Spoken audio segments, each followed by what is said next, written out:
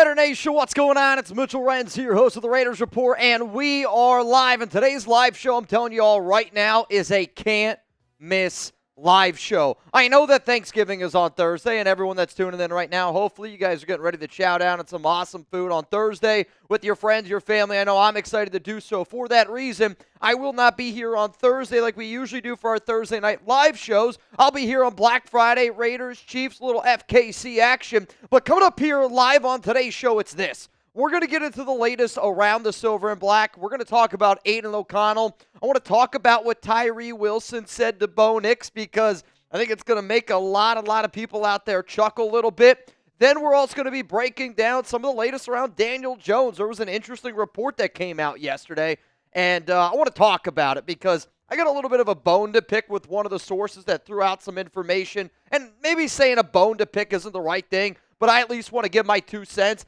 That's the latest news and rumors.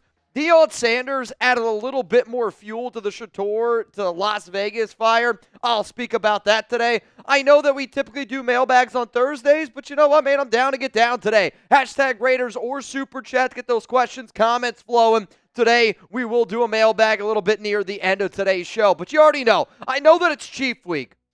I also know that I'm Team Tank, and I'm not afraid to admit it. But you know what? If you're bleeding silver and black, I don't care if you want the Raiders to win. I don't care if you want the Raiders to lose. I think we can all agree. Chiefs Week, we're still going to bring that energy. We're still going to bring that momentum. And I want to see some FKCs down below. Who's rocking with me? Because I know one person's rocking with me. It's Kirby, who I don't know if it's Chugs or not because I saw down in the comments a huge shout out to Kirby. He was here before I was here, commenting all the way down from like 188 minutes all the way down to where we are right now. And I don't know if this is a coincidence or not, but Chugs isn't at work today. We're rocking with Cullen today. Cullen's producing today's show. Huge shout out to him. So I'm kind of with y'all. I think Kirby's Chugs. I think so too. I mean, it makes sense, right? I mean, he can't get enough of the nation. I mean, it wouldn't be right if he wasn't here on a live show. So Kirby to Chugs, it's confirmed. I think it's absolutely the case. I see Roy Leos. What up, Zalesbo? Slow Riding, True Raider. Glenn, T. Nipple. I see you, Ed. Robin, seriously, from the bottom of my heart, thank you so much for the package that you guys sent. I got it today, and did somebody spray a little bit of perfume in that package? You can be honest with me, Ed. I was sniffing it, and I'm like, did somebody send me, like, I don't know, a love letter? I didn't know what exactly it was, and we got some new things to take down some drinks in. That's all I'm going to say. But Jeff Rogers, shout out to you. Nabman finally got a bunch of your lanyards in today. The one for my boss, not sure what you want me to do with that. I'm not trying to get fired. But to all the other lanyards that you gave us to Marshall, to our Seahawks show, to Chugs, the one for Shedeur is pretty dope as well. It's a huge shout out to you, man. Gene says, I want the number 1 pick to get a quarterback. I want the Raiders to get a quarterback, too, because I'm sick and tired of trying to watch Gardner Minshew, Aidan O'Connell, Brian Hoyer, Jimmy Garoppolo, Desmond Ridder trying to play under center for the Silver and Black. I don't care who you have as a head coach. If you got those guys at QB, you're not going to compete in the National Football League, no doubt about it. Hot Dog, Jeff Rogers, DJ Loaded, the Joe Rock, I see y'all. I appreciate you. So reminder on today's show. And here's how I want this thing to go. It's Tuesday. We're hanging out. Use hashtag Raiders on today's live episode to get your questions up on screen. If you want to skip the line, use Super Chat. We guarantee that you get on. But even if you're like, Mitch, I can't Super Chat. It's all good. If you use hashtag Raiders, we're going to find those questions down in the comments, and we'll be able to put them up on screen. We'll be able to answer them as we go through our 3 segments on today's live episode. And look at that, Thugador, first one coming in today. We got 439 people tuned in. If you want to see your question by 439 people, let's get it going. Thugador went to Sunday's game. It's clear Crosby is the heart and soul of this Raiders era. I don't know if many people are going to dispute that fact, and I've been wanting to play a game with all y'all, and let's just do a quick game real quick. If you could pick, okay, you got to keep either Max Crosby or Brock Bowers for the next 5 years. Are you going to go 98 for Crosby, or would you type 89 for Brock Bowers? If you keep one, you can't have the other. I had this debate the other day with a Raiders fan, and I thought it was a really good one because I agree with you. Max Crosby's the heart and soul of this team. he is the definition of what I think a Raider truly is. But then also, if you're going to bring in that new, fresh, young quarterback, maybe it's Shedeur, maybe it's a Cam Ward. If it was up to me, it'd be one of those two dudes. Maybe you want a tight end like Brock Bowers to help out the situation a little bit more. And I hear what you're saying, but I also think that a guy like Brock Bowers deserves to be in that conversation of max because you build your defense around 98. And the Raiders are going to try to build that offense around 89, whatever quarterback that ends up coming in here. Thugador, real one. Let's go to Bishop. What's up, Miami? Tank. Let's get the number one spot. Please, please. It's our turn to get our quarterback in the NFL. I know when you look at the recent, and I can't even say recent, the first-round picks that the Raiders have taken at the QB position, hasn't been a lot of good, right? I mean, it hasn't been good. The last quarterback that you drafted in round one was Jamarcus Russell at number one overall. But I think Raider fans also have to be understanding that you can't be afraid to fall into that trap again. There's not going to be another quarterback, I think, in today's day and age in the NFL that's going to fail for the reasons a guy like Jamarcus did. He was fat. He was lazy. He wasn't watching tape. They're not sending guys home with VHS tapes anymore. You know, like, they're not sending him with a blank tape, seeing if he's watching the film. They're going to figure out a way to make sure that the quarterback that they bring in loves football. And Jamarcus hated football. Shedeur loves football. Cam Ward loves football. When you got Tom Brady, I'm telling you this, if you're a young quarterback and you get the opportunity to come to the Raiders, and I know everyone's like, oh, the Raiders quarterbacks stink, this and that, and they haven't been good for a long time, this organization, this and that. I hear you. The Raiders have never had Tom Brady as a part-time owner, and I also think that if I was a young quarterback, I think everybody watching this show right now, if your son was a quarterback, if your daughter wanted to play flag football, if she wanted to play football, I think any dad, grandparent, son, uncle, whoever it is, who's the number one person that you want to have on your side teaching you how to play the quarterback position. I think if you asked 100 people that question, maybe not 100 would say Tom Brady off the jump, but if I said, would you be interested in having Tom Brady groom your next quarterback? Would you be interested in having Tom Brady handpick your quarterback? Would you be interested in having Tom Brady work with your son, nephew, kid? I don't care what it is. The answer is an outstanding yes, which is why I think a quarterback's going to come to the Raiders, have a fire lit up underneath their butt and know that I got an opportunity to change not only my life, but an entire franchise's life. Let's go to Steve. Say we get our number one quarterback. Who do we target in the draft in the later rounds for a running back or a cornerback? The positions that I know the Raiders are very interested in, QB, offensive line, and linebacker. There was a report from Hondo Carpenter a few weeks ago that the Raiders were really targeting linebackers. If it was up to me, I'm looking at going quarterback, offensive line, and then finding a linebacker or a wide receiver with those 2 third-round picks that you got. In terms of corner and running back, I'll be real. I haven't done above and beyond my homework on a lot of these positions because I think that you can find a lot of these positions in the draft, but the closer and closer we get to the actual draft, I'll start doing more homework on these positions. We got 6 weeks left of the season. Then after that, we'll get into some more of the, player breakdown. If you want Ashton Genty, though, that one ain't going to happen at the running back position. The one back that I do really like, though, is the kid from Iowa. He was in my mock draft, and I can't think of his name. He's got like 21 touchdowns or something. He's a good power back, and I can't freaking think of his name. Thugador, saw Raiders content creator on IG say that we shouldn't bring in Sanders because it brings drama. What do you think?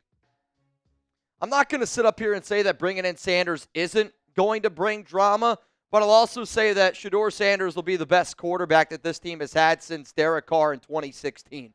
So you know what? If you got to bring in a little bit drama to win, I'm okay with that. I also know this. There's a lot of drama going on right now around the Las Vegas Raiders because they're not winning football games. So I get that Sanders is going to bring a lot of attention, but then I could also say this, like, the Raiders are going to get more attention than they've ever had maybe if Sanders comes in, which I think is going to add a little bit more price tag to some of these seats potentially, but it's also going to make it a destination and a landing spot that a lot of people are going to want to come to and come play for because they know that a lot of eyeballs are going to be on them. Las Vegas with Shedeur Sanders, whether you like it or not, it will be a big-time moneymaker. Speaking of big-time moneymaker, Naaman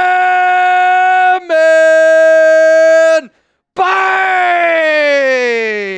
He said, please block Justin Abgen. Just kidding. I miss Fridays for work. Hope that hope my lead sticks. I think your boss will love the lanyard identity crisis, meaning he's the boss of all teams and can't have favorites. Chugs equals Kirby, no doubt. Do you agree? I agree. I think it's confirmed. I think it's absolutely confirmed. 100%. Also, Navman extends his November bang lead to 12.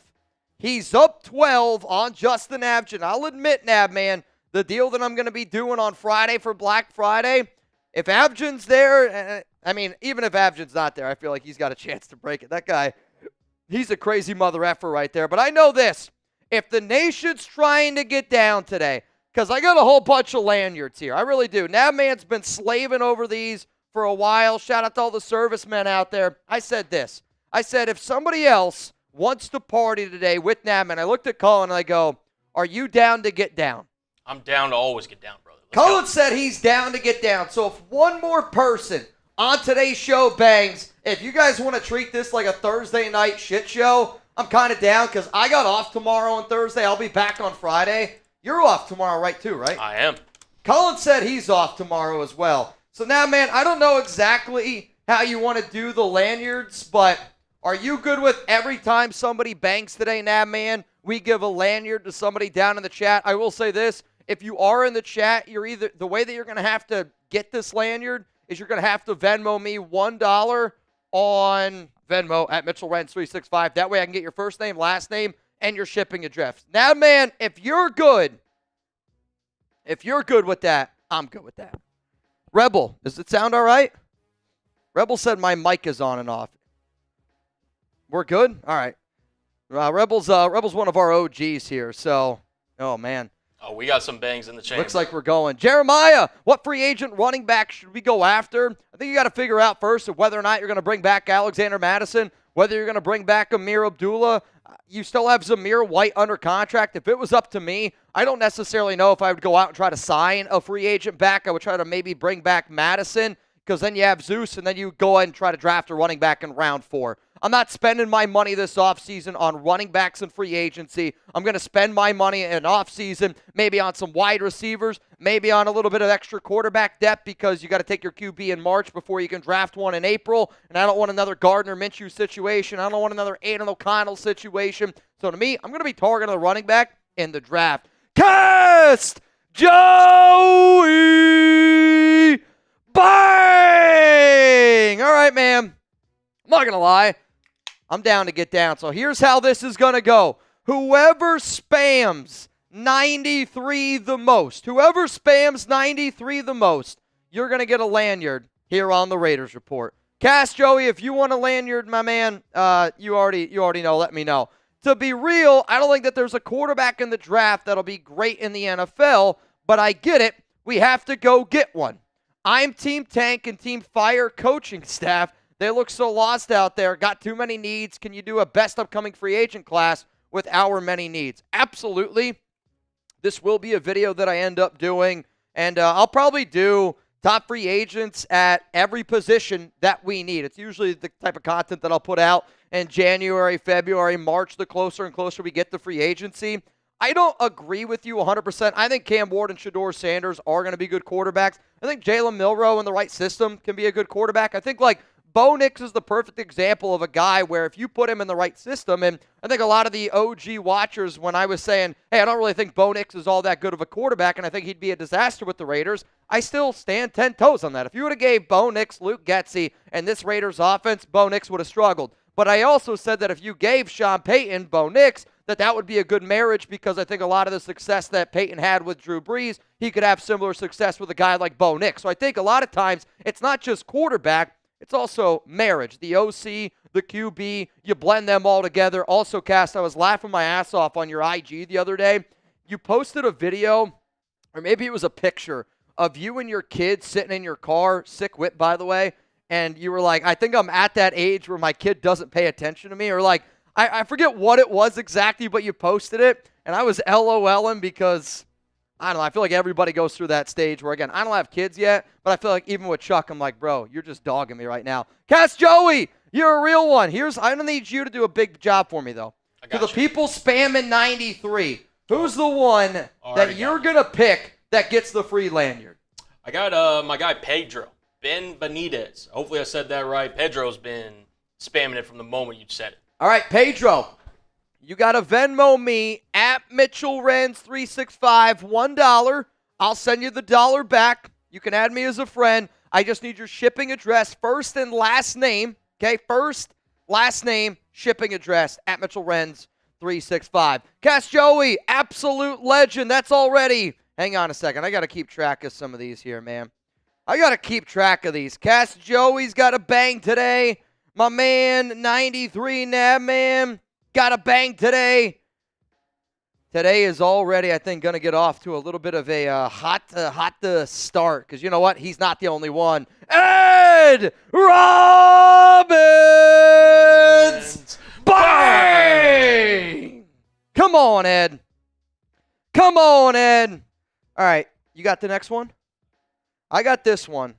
I got this one for Ed. Cullen's got the next one there, Mr. Robbins. And you know what, man? We're hanging out. We're having a good day today. Scheffler said it's looking like it's going to be a shit show. Well, the fact that I didn't have to do anything tomorrow, well, not that I have a lot to do. I have a lot of getting ready to do. We're actually hosting Thanksgiving tomorrow, but I don't have to work tomorrow, so it's a big difference. Big difference. Also, Nabman, we're not really doing a duck race. Unless you guys want to do a duck race today. Y for yes, N for no. Nabman already sent me 20 to get in. I feel like this is Nabman's show from here on out. If Nabman wants a duck race, then I think we should give Nabman a duck race. I'm down if y'all are down. Duck race is always a good time. So if y'all want to, Venmo, at Mitchell Renz. Was it Mitchell Renz 365 for Venmo? So there's a photo. Yep. And you can see it. It says 20 on it. You can get that one. Slow Riding says paint it black. My beer bong, we actually thought about spray painting them black or like coloring them black. Two reasons why we didn't. One, we were worried the paint would chip off. Two, I can already see the screenshot of people taking, because I mean, look at this. If this is black, cupping it right here, I can already see the screenshots. I think we're going to keep it blue. I think we're gonna keep it blue. Big Luck Tequila at Thanksgiving. Are you kidding me? We got Repo. We got Mezcal. Though you might not consider all that tequila.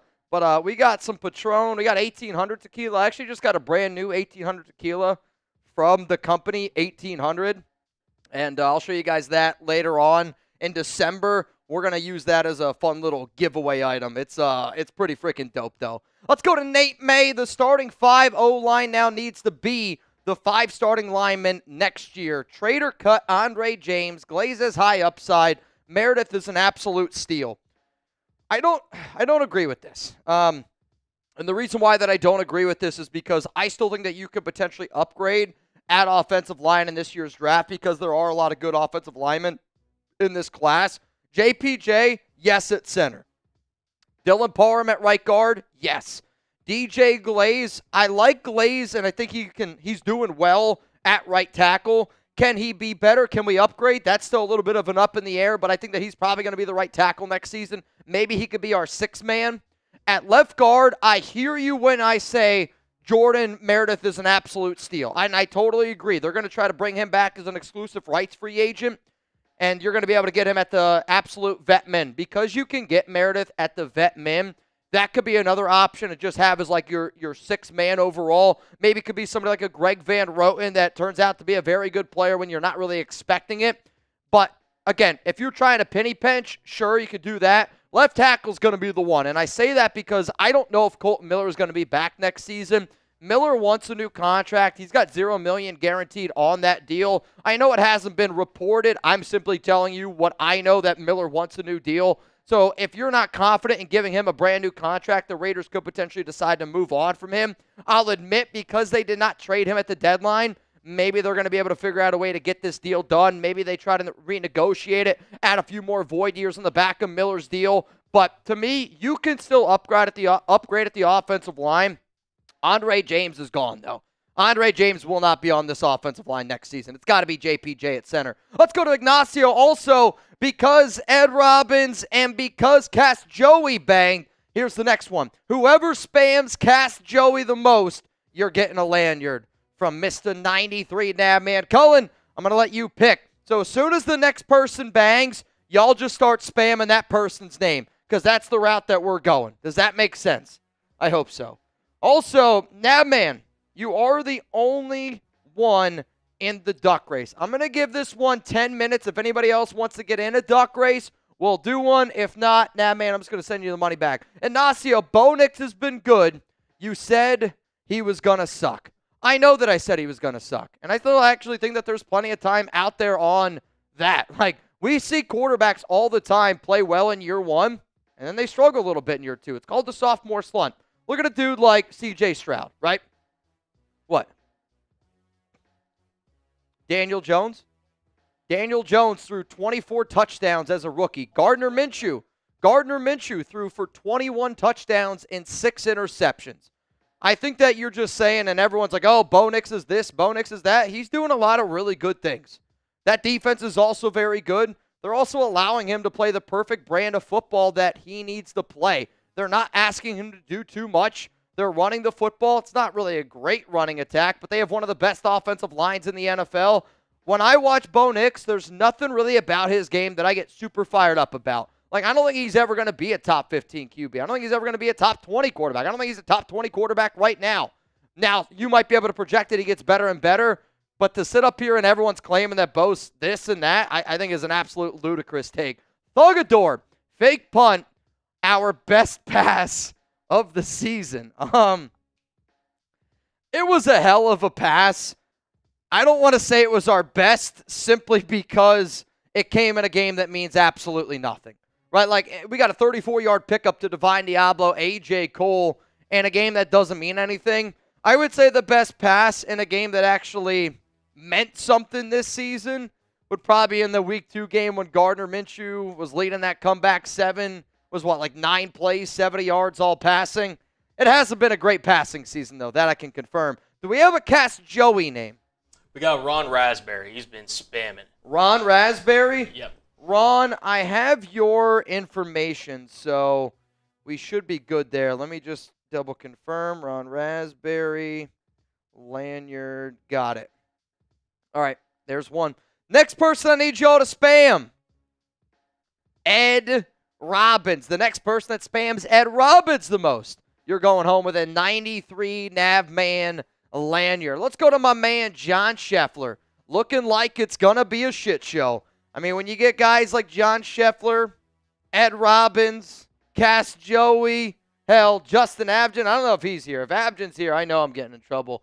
But Nabman especially. Nabman's been the MVP of this month, and this dude's been absolutely killing it in these streets here. Ryan Campbell is another one that can really F up this show in a heartbeat. What up, fellas? Serious question. What do you think about James Conner for the running back position in 2025? It's actually kind of wild that Conner's been in the league, I want to say since 2014. He was a running back out of Pitt. Great story when he was first coming out. Went through a lot of ups and downs. I believe he had cancer, right? He had cancer, I want to say, has ended up fighting back. James Conner is a good running back. Good running back. He can do a lot of things, though also very injury prone. Has battled a lot of injuries throughout the course of his career. But let's say it costs to go get James Conner. Let's say it's $7-8 million per year. Maybe that's a fair number. Maybe it's $5 million. I would rather you use that $5 to $6 million and try to give Nate Hobbs a contract extension, bring him back at corner, and then you can use the money that you would have allocated to go find a Nate Hobbs replacement, maybe a Trevon Merrick replacement, maybe a Robert Spillane, Malcolm Kuntz, Divine Diablo replacement, and then you try to use that money and you go try to get one of those other positions there where at running back, we can get talent in the draft. Like, this is a good running back class, and you can get good backs in the 4th round, in the 5th round. I think you see it all the time. You can. 2 things. He came in 2017. And he's never played a full season. I knew he's never played a full season. He was maybe he started playing college football at Pitt in 2014. Yeah. I don't know why 2014 was just the number that was in my head. Again, good running back. I'm just not going to spend my money at the running back position until we figure out offensive line, quarterback, and then you can go running back. What I always like, the analogy that I always give is, you ever see like that meme of there's like that Bugatti that's sitting in the driveway of like a trailer. Like it's like a trailer park. If you're going to, the Bugatti is you going out and trying to get a star running back when your offensive line stinks, when your quarterback stinks. Like look at Josh Jacobs last season. I know that people wanted the Raiders to bring back Jacobs, and Jacobs had a 3-touchdown game against Green Bay. Green Bay, though, also has a quarterback. You can say what you want about Jordan Love, and an offensive line that's a lot better than the Raiders. Like, if you bring back Josh Jacobs on this football team with the offensive line and quarterback play that we have, it would have been a horrible contract to give out. You can't always compare them. Let's go to 10 Commandments. We had the highest priced offensive line in 2016. Do you think that we should do the same this offseason, especially since we are drafting a quarterback? I don't think that it's ever bad to try to invest a lot of money into your offensive line. I don't think it's ever a bad idea. The reason why it's not going to be the highest priced offensive line this upcoming season is because DJ Glaze is probably going to be a starter at right tackle unless you go out and you pay a right tackle big money. Then it could be interesting.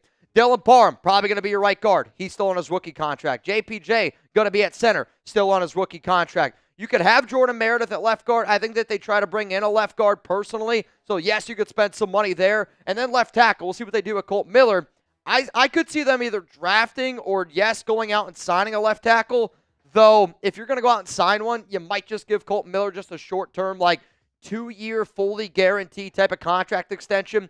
I don't want to say a deal like Hunter Renfrow because they're two different positions, but a contract that was like you almost knew that you just wanted to do something short, fully guaranteed, which saved you a lot of money on the back end of it. But highest paid offensive line, no. Investing our money in the offensive line, I mean, it's something that we absolutely positively should do. Let's go to Yoda Jenkins here. You got a name for the Ed Robbins down below? I see a Josh I down in the chat. A Josh I. Josh I. Lanyard. Yeah, Ian. I need you to Venmo me $1 at Mitchell Renz 365. I'll send you the dollar back. Yoda Jenkins. Hypothetically, if we get Shedeur, but he's a bust, where do we go from there? I reckon Papa Sanders not going to be happy and all kinds of fallout. I don't even want to think about this. I mean, we're talking about what if so far down the road. I mean, you're saying if Shedeur's a bust, you're not going to know if he's a bust or not probably until the year 2027. Like, I'm not going to judge a QB even if he struggles in year one.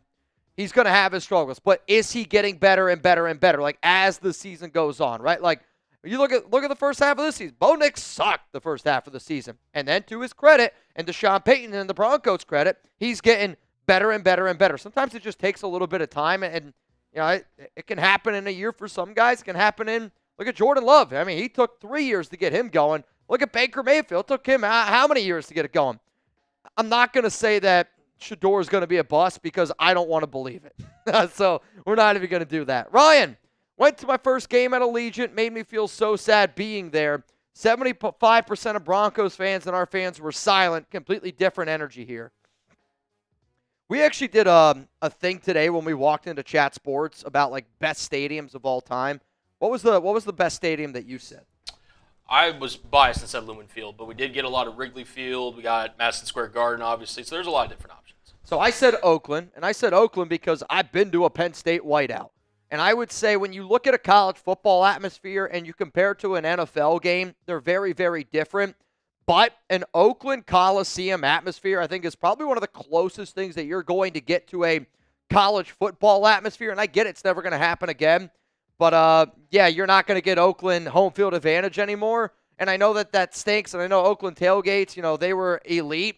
But then also from a player standpoint, for being able to recruit new talent in, if you were a guy like Shedeur, I don't think that you'd want to play in Oakland. Hate to break it to you. I think a lot of these big-name players I don't think would want to play in Oakland, not only from the money standpoint of how much you're going to lose, but also that facility was really old, and it was one of the worst facilities in all of professional sports. I mean, it really, truly was from a quality standpoint. Allegiant Stadium is unbelievable. The facilities that we have in Las Vegas are unbelievable. And, yeah, you're not going to get that Oakland feel, and that really, really sucks.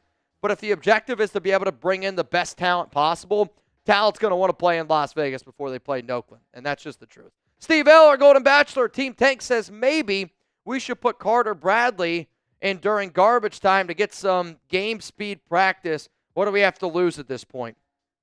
I know that Raider fans probably want Carter Bradley to play because I do think that actually gives you a better chance to lose football games to get the number 1 overall pick. Aidan scares me because he's playing for his life. He's playing for his career. And the Raiders, you listen to AP, you listen to Max Crosby, they're not trying to tank. Like, there's nobody on that Raiders team that wants to tank because if you're tanking as a player, you're probably not going to be around next season.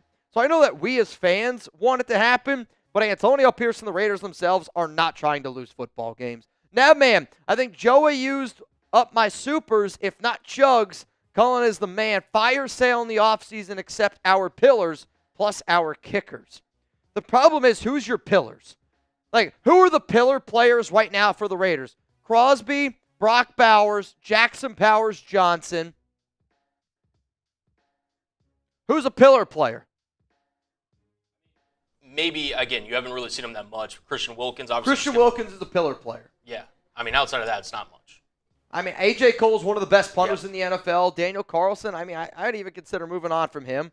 You say Spillane, is he a pillar player? Like, he's a free agent. You don't know if he's going to be back next season. Wilkins, absolutely. Isaiah Paul-Amal, not a pillar player. Good player. Like, to me, when I think of pillar players, I'm talking about guys that you're building a team around. You're not going to build a team around Isaiah Paul-Amal. You will try to build a team around Brock, around a team like Crosby. Even a guy like JPJ, like those type of dudes and that mentality, I think that you would do that. Just says Tyree Wilson, you're hoping that Tyree Wilson can turn into a pillar player. He's not quite there yet. Hobbs isn't quite there yet. Good player. Again, Trey Tucker, good, but not there yet. Sincere McCormick is the future of this team. Man, oh man, if Sincere McCormick is the future of this team, that's going to make me, I'm not going to lie to y'all, very, very nervous. All right, I just refreshed my phone here, and we got a few more people that are getting in this duck race real quick. So if you want a chance to get in, we don't usually do duck races on Thursday or Tuesday, but we're basically treating today's show like a Thursday night, so I'm trying to get down, trying to have a good time. Josh I gotcha. Pedro, I gotcha. Here are the people that are getting in the duck race, though. I got 93 Nav, man. You in. Gilbert Moreno, you in. Philip Bogert is in.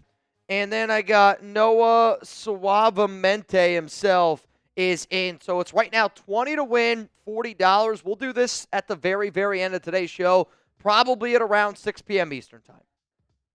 Probably at around 6 p.m. Eastern time for all y'all that are watching. So in another 90 minutes from now, you can scan this QR code with your phone. You can add me as a friend at Mitchell Renz 365. We're going to do a race that you're going to be able to see on this show live if you're new to this episode, new to this program. And whoever comes in first place, you get the money. It's probably one of the most electric things that we do, especially in a 2-9 season, man. I got one more super chat I see from the 10 Commandments. Is that true? From the 10 Commandments. And then I want to get into the very first segment coming up here on today's show, which is going to be around the latest news and rumors from the Raiders. Let's go to the 10 Commandments. Scenario. Final game of the season. Would you play Munford at guard where he was an All-American in college? I would try something out with Thayer Munford at guard. Now, again, you're talking to somebody who didn't think that Thayer was going to be good enough to play tackle.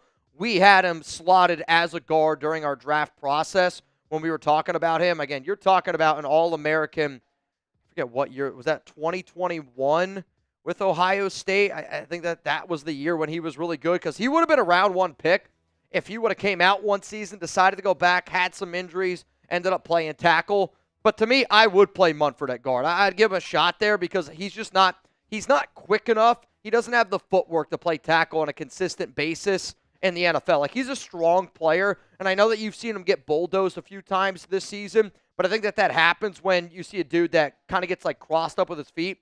Think of it as like when you see a player in baseball, they get a lead, and they get picked off really bad because mid-lead shuffle, the guy throws over and they're trying to go back. I feel like that happens to Munford a lot where he's trying to get his feet set and a guy moves on him and he's just not quite quick enough to be able to pick up the block and he just gets absolutely bulldozed. Let's go to Arctic.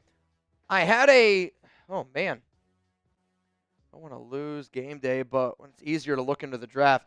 First off, dude, I hope you're all right. I've seen one of these in person.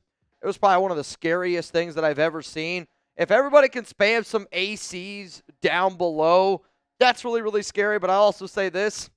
I respect the fact that you felt comfortable enough to tell us, because I know a lot of people don't say what's going on, and that's why I always say that I think that this show is a little bit different. There's 600 people watching this show right now that you felt comfortable enough to tell that to, and sometimes, if you got to share something, I think that this show is a proven outlet. No matter how stupid, no matter how crazy, no matter how heartwarming your message can be, how scary it can be, I hope that you know that I always got your back. I think the nation always got your back too, man. Let's go to Germster, Brian, Mac, Alla, Yoda, Gilbert, all showing love to AC. Common Raider showing love to AC. Coming up here on today's show, we're going to get in to the Raiders news that I think that the entire nation needs to see today. There's some really interesting stuff, and I'm excited to be able to share the one thing on today's show with all y'all. It's around Tyree Wilson and Bo Nix on that whole exchange. I've seen a lot of people being like, what did Tyree Wilson say to Bo Nix? I'm going to tell you because I got the information here on today's show. Let me get a sip of water.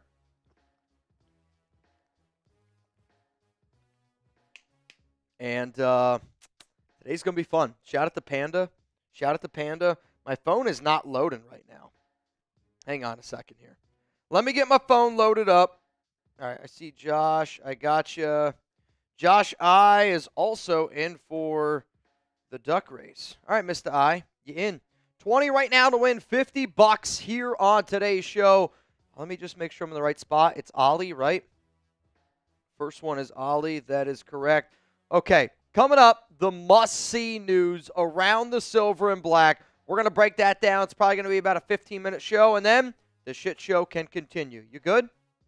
You guys good? Coming up, let's get into the latest here around the silver and black. Coming up here on the Raiders Report, I got the must-see Raiders news for all of the nation today, because a lot of stuff has been circulating around the silver and black, but I'm telling you this right now. The number one reason why you need to watch this video until the very, very end of today's show, I'm going to tell you what Tyree Wilson said to Bo Nix to give him this face. You got to watch, though, until the very, very end of the show. I'm going to tell you what Tyree Wilson said to Bo Nix. Let's get into the first thing that happened today, though, around the silver and black. And Aidan O'Connell is officially back, and he's expected to start for the Raiders this Friday up against the Kansas City Chiefs on Black Friday. He did practice on Monday to kind of test out the grip on that fractured thumb. Friendly reminder that he fractured his thumb week 7 against the Los Angeles Rams and has been on IR ever since. And I think we've had a lot of conversations, a lot of attention around the quarterback position simply because Gardner Minshew did get hurt. And a lot of people were like, oh man, who's it going to be at QB? There were some reports out there that it could be Aidan. It could be Desmond Ridder. I saw that today. But you know what? We were talking about it was going to be Aidan O'Connell. The moment the injury happened to Gardner, I was live on the show. We were in front of 80,000 people, and I said, Gardner Minshew broke his collarbone. It's going to be Aidan O'Connell, and that's why you should subscribe to the Raiders Report. Because if you're already subbed, you already know that it was going to be Aidan O'Connell's job on Friday, and you're like, Mitch, I saw your video on Sunday and already knew this information. I hear you. I know that today's Tuesday and we got to be able to bring it up again, but I'm serious when I say this. If you want to be that Raiders fan in your group that knows more than your buddies, hit that subscribe button and turn on those notifications to join the Noti gang. Let's talk about this story. Daniel Jones to Las Vegas. I put out a video last week about Daniel Jones and the connection because I knew the Giants were going to end up releasing him, and I knew that I was going to get a lot of questions on it. There's a report that came out yesterday from Jordan Schultz that said Daniel Jones doesn't want to play for the Raiders. The former Giants quarterback wants to apparently play for a playoff contender, and DJ is currently a free agent after he ended up clearing waivers. Here was the exact report from Schultz. Despite interest from the Raiders, so Schultz is telling you that the Raiders had interest in Daniel Jones. I'll talk about this a little bit more in depth. But then also that Jones is weighing his options. You've heard teams like Buffalo. You've heard teams apparently like the Baltimore Ravens being interested in a guy like Daniel Jones. But I know, and I saw it on social media, man, Daniel Jones even said no to the Las Vegas Raiders. So this is going to be the pinned comment on today's show. And if you're watching this right now, you're about to get hit with a YouTube ad break. I want you to scroll on down and give me your honest opinion. Did you want the Raiders to sign Daniel Jones when you found out he cleared waivers and that he was officially a free agent? My answer is hell flippin' no. I literally said on this show, and I made this video, the Raiders signing Daniel Jones would be the dumbest move ever. I want to say about 24 hours before the Giants officially released this guy right here. It doesn't make any sense for the Raiders to want Daniel Jones. And quite frankly, I don't know if it makes a lot of sense for Daniel Jones to want to come to the Las Vegas Raiders. If you want to check out this video, it's down in the comments. It's in the description of today's show. I essentially outline every reason why it would have been the dumbest move ever for the Raiders to go sign Daniel Jones for this season. Coming up, though, did the Raiders actually try to sign Daniel Jones? Were the Raiders actually interested in Jones? I saw the report from Jordan Schultz, and I'm not saying Jordan Schultz is a liar. I think he's very good at this job. I'm just also trying to say this.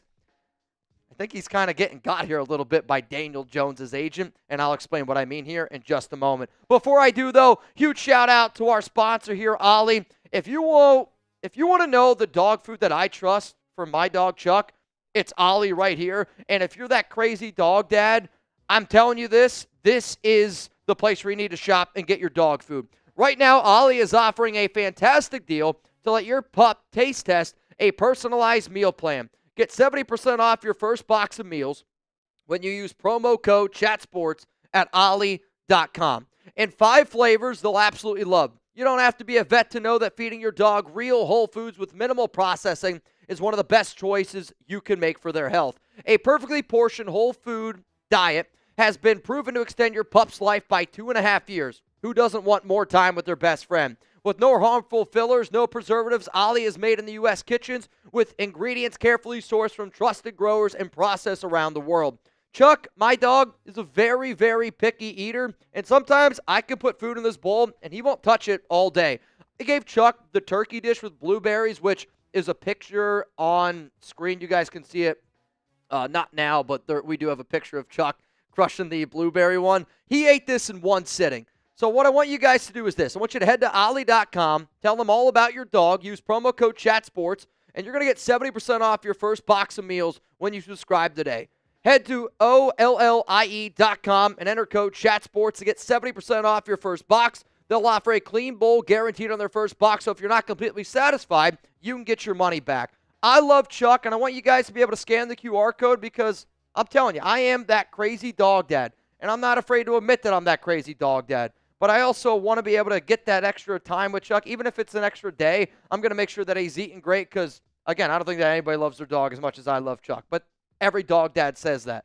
But then also, if your dog is a picky eater, I'm telling you, Ollie, he's going to absolutely love it. Chuck's favorite, personally, out of the 3 that I've given him, because you'll see right here, his favorite is the one with blueberries, though. He does like the sweet potato a lot. I just don't know if he's the biggest fan of chicken. Not saying Ollie's chicken's bad. He's just not the biggest fan of chicken from top to bottom. If Chuck loves it, I think that your dog's going to love it as well. That link's available to y'all down in the comments, down in the description of today's show. Huge shout-out to Ollie for sponsoring the Raiders Report. I see Yoda spamming Chuck down below. Heck yeah, give Chuck some spams down below. Coming up, did the Raiders try to sign Daniel Jones? And I saw the report again. I'm not trying to say that Jordan Schultz is lying or that he wasn't told that the Raiders were interested, but I think he's getting got a little bit here by Daniel Jones' agent. And what do I mean by that?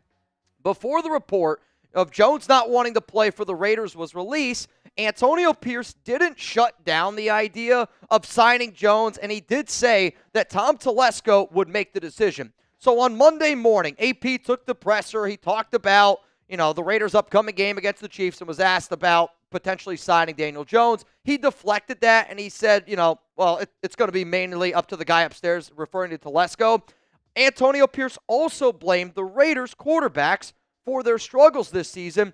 And when you think about this timeline, I do find it to be a little bit of an interesting timeline, and I do think that you can connect at least some of the dots here. But here's what Antonio Pierce said on the biggest difference in the AFC West: quarterback play. Bottom line, quarterback play. Last night, we faced a rookie quarterback, and we were bringing the house at him. Very first play of the game, we came after him at the end of the game, was coming after him. They never flinched. He didn't blink. You watched Patrick Mahomes there yesterday. It's 27-27. He's running the ball like he's running out of bounds. steps up, gets another 20 yards, and you look at Justin Herbert. The quarterback play with the other three teams, to me, is the biggest difference. I'll admit, I thought it was a little bit lame for AP to say that because some people might say, well, you could also say it's the head coach. But I don't disagree with what Antonio Pierce said because it is the truth. The Raiders quarterback play is arguably the worst in the NFL, and I don't care who your head coach is, you're not going to win in the NFL when you got Gardner Minshew, when you got Aidan O'Connell under center, at least consistently in this league. My opinion is this, though. I'm actually not sure if the Raiders were actually interested in Daniel Jones. And the reason why that I say that is because I do think that Telesco called the Giants and Jones's agent to at least gauge interest. If Tom Telesco didn't call Daniel Jones's agent, and if he didn't call the New York Giants, then that tells me Tom Telesco's not a good GM and he's not doing his job properly. What Daniel Jones's agent, I think, did was, and as he should have done, he's trying to spread some rumors out there. He's trying to bump up the asking price on Daniel Jones a little bit, saying, we have so many teams reaching out about Daniel that we're willing to say no to certain teams. That way other teams come a-calling. Because when you listen to the way that Antonio Pierce answered the question of, are the Raiders interested in Daniel Jones, he completely deflected it. And he did not look like he was interested. If there's one thing that I love about Antonio Pierce, it's he wears his heart and his emotions on his sleeve. And there's been multiple times this season when he's up there at a press conference. I can tell when AP wants something, when he doesn't want something, if he's passionate about something, if he's not passionate about something. And you could tell when that question was asked, AP was like, yeah, man, I don't want nothing to do with Daniel Jones, but if Tom Telesco upstairs wants him, I'll let him handle that situation. The other reason why I don't know if the Raiders were interested in Daniel Jones is because they knew on Sunday, before Daniel Jones apparently reportedly is not interested in playing for the Raiders, they knew on Sunday that they were going to get Aidan O'Connell back. And even if Gardner Minshew would not have gotten injured, they were still going to get Aidan O'Connell back, and Aidan was going to be the projected starter for Week 13. So I'm not saying, again, that the Raiders and the report by Jordan Schultz is false. What I'm simply saying is I don't even think the Raiders were dumb enough to go out and try to get Daniel Jones. And I think all that the Daniel Jones talk about him declining to come to the Raiders is just Daniel Jones' agent doing a very good job trying to spark the interest of his client so other NFL teams go out there and go get him. Because here's the thing, I would be shocked if there's a lot of teams out there that are genuinely interested in Daniel Jones because he's not going to be a starter in the NFL. He's going to be a backup probably for the remainder of his career. Maybe he gets lucky. Maybe he gets another situation. But to everybody out there thinking, oh, wow, the Raiders were trying to go out and get Daniel Jones, quite frankly, I'm not buying it, and these three reasons are exactly that reason. So coming up here, what did Tyree Wilson say to Bo Nix? The amount of people I've seen this picture of, like, what did Tyree Wilson say to Bo to get this reaction? Then you see the NFL ref, he comes in, he's like looking at him all funny. I'm going to tell you what Tyree Wilson said to Bo Nix. Before I get into that, though, I do want to give you our Raiders report schedule for this week. Because it's the holidays, Thanksgiving, happy Thanksgiving to everybody out there. We're not going to be live on Thursday like we usually are, so enjoy some food, enjoy some drinks. We will have some other chat sports shows that'll be live on those days, and probably the most important game that I want you guys to tune into is our Giants channel because we're big-time Giants fans this week to take down the Cowboys if we want the number 1 overall pick. So that could be a show to tune into. I'll be live on Friday, 2 p.m. Eastern Time. I'll be live then next Tuesday, 4 p.m. Eastern Time. And then I'll be live again on Thursday Night Football. Packers-Lions, going to be a hell of a game at 7 p.m. Eastern Time. So according to a source, Tyree Wilson to Bo Nix said, I am on your bitch ass, little boy.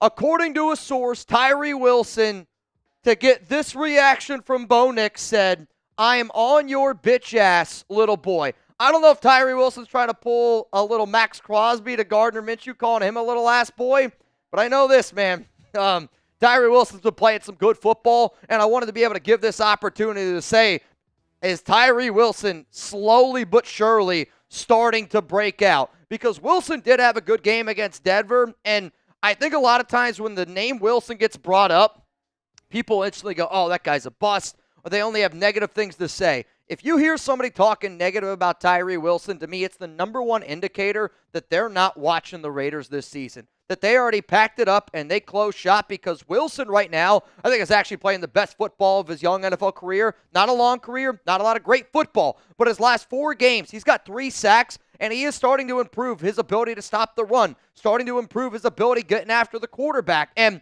a lot of the things that Chug said the offseason of, hey, man, maybe we should move him to DT. When he's playing DT at opportunities, he does look a lot better. Tyree Wilson this season, according to PFF, 288 snaps, a 68.2 overall grade. It's that 75.5 run defense grade, which I'm really excited to see from Tyree. Yeah, the pass rush grade, I'm not overly concerned about it because I do view Tyree as a better long-term answer at DT than I do somebody at just a pure edge because of his power. But he's getting better. And if you're not watching football games, you might not realize that Tyree Wilson is actually getting better. So what I want you guys to do right now is drop a number.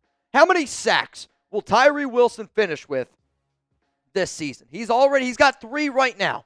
16 tackles, 3 sacks as it stands right now. For me personally, the number that I'm going to go with here for Tyree Wilson is I'm going to say that he's going to finish the season with 5 sacks. And I'm going to go with that number 5. There's 6 games left in the NFL slate. I'm going to say he's going to get another one here, maybe, hopefully against the Chiefs, hopefully not against the Chiefs, depending on what you're rooting for. But to me, he is getting better, and it is a slow but sure process. The confidence is starting to get there, and I'm telling you, if Tyree Wilson puts it together and the confidence matches the athletic ability, the Raiders might really find a very, very special player, and he's a super nice dude. Really hoping that it happens for him and for the Silver and Black. What's up now, man? I am a bit afraid AOC may go in there and beat the Chiefs again. Holiday may get us out of the draft race. Thoughts? DJ has always sucked. Daniel Jones, to me, was somebody that I never thought was going to be good in the NFL. I'll admit, I can remember telling all my family members who were Giants fans, like, this one's just not going to work out the way that you want it to. And the thing about Daniel Jones, I think it's very similar to the Derek Carr conversation. There were some games where Jones would play, and you're like, oh, wow, this guy's actually pretty good. He might be able to get us by. Like that playoff game where they ended up getting a dub, Daniel Jones played really good in that football game. But then there were other games you're like, this guy is just really, really bad. And the confidence in Daniel Jones kind of reminds me of Derek Carr, where when Derek was in his groove, he's a really good quarterback, and he's picking people apart. When Daniel Jones shows confidence, he can be a good quarterback. But his downs, his lows, are way lower than Derek Carr's, I think, have almost ever been. But you say that you're afraid of AOC. I'm afraid of AOC too this season because he is the best quarterback that we have on our roster, and I am Team Tank. But then also, I just find it funny when people are like, I'm afraid AOC may beat the Chiefs again. Like, I don't really get how we can say that Aidan O'Connell beat the Chiefs. Yes, he was the starting quarterback for the Raiders when they played against Kansas City. I get it. I feel like in every other scenario, you can say this guy beat this team because he was the starting quarterback. But the Raiders didn't win that game because of Aidan. Quite frankly, I think you're going to be able to go back 20 years from now, 10 years from now, and a crazy trivia question is going to be, who was the Raiders quarterback that defeated the Kansas City Chiefs when he didn't complete a pass in the second, third, or fourth quarter of a football game? I mean, if I told you that any team, any player, the quarterback of a team played against Kansas City and they didn't complete a ball for 3 quarters and won, you'd be like, that's not a real thing. That's a real thing. I don't know how the Raiders won. Great defensive play, and I don't think it's going to happen again because our defense is banged up unless Jack Jones gets 2 pick sixes this time. Let's go to Adane. What up, man? Mitch, I would draft quarterback, offensive line, and offensive line.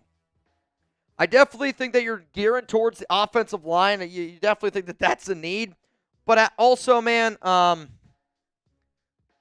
would say right now, if I had to bet, if I was a betting man, which I am, quarterback, offensive line, linebacker, wide receiver, running back. That's my prediction of how the Raiders draft goes this upcoming year. Noah, what's up, man? Like the vid, let's show thanks. 'Tis the season. We got 6 weeks of this shit show left, Noah.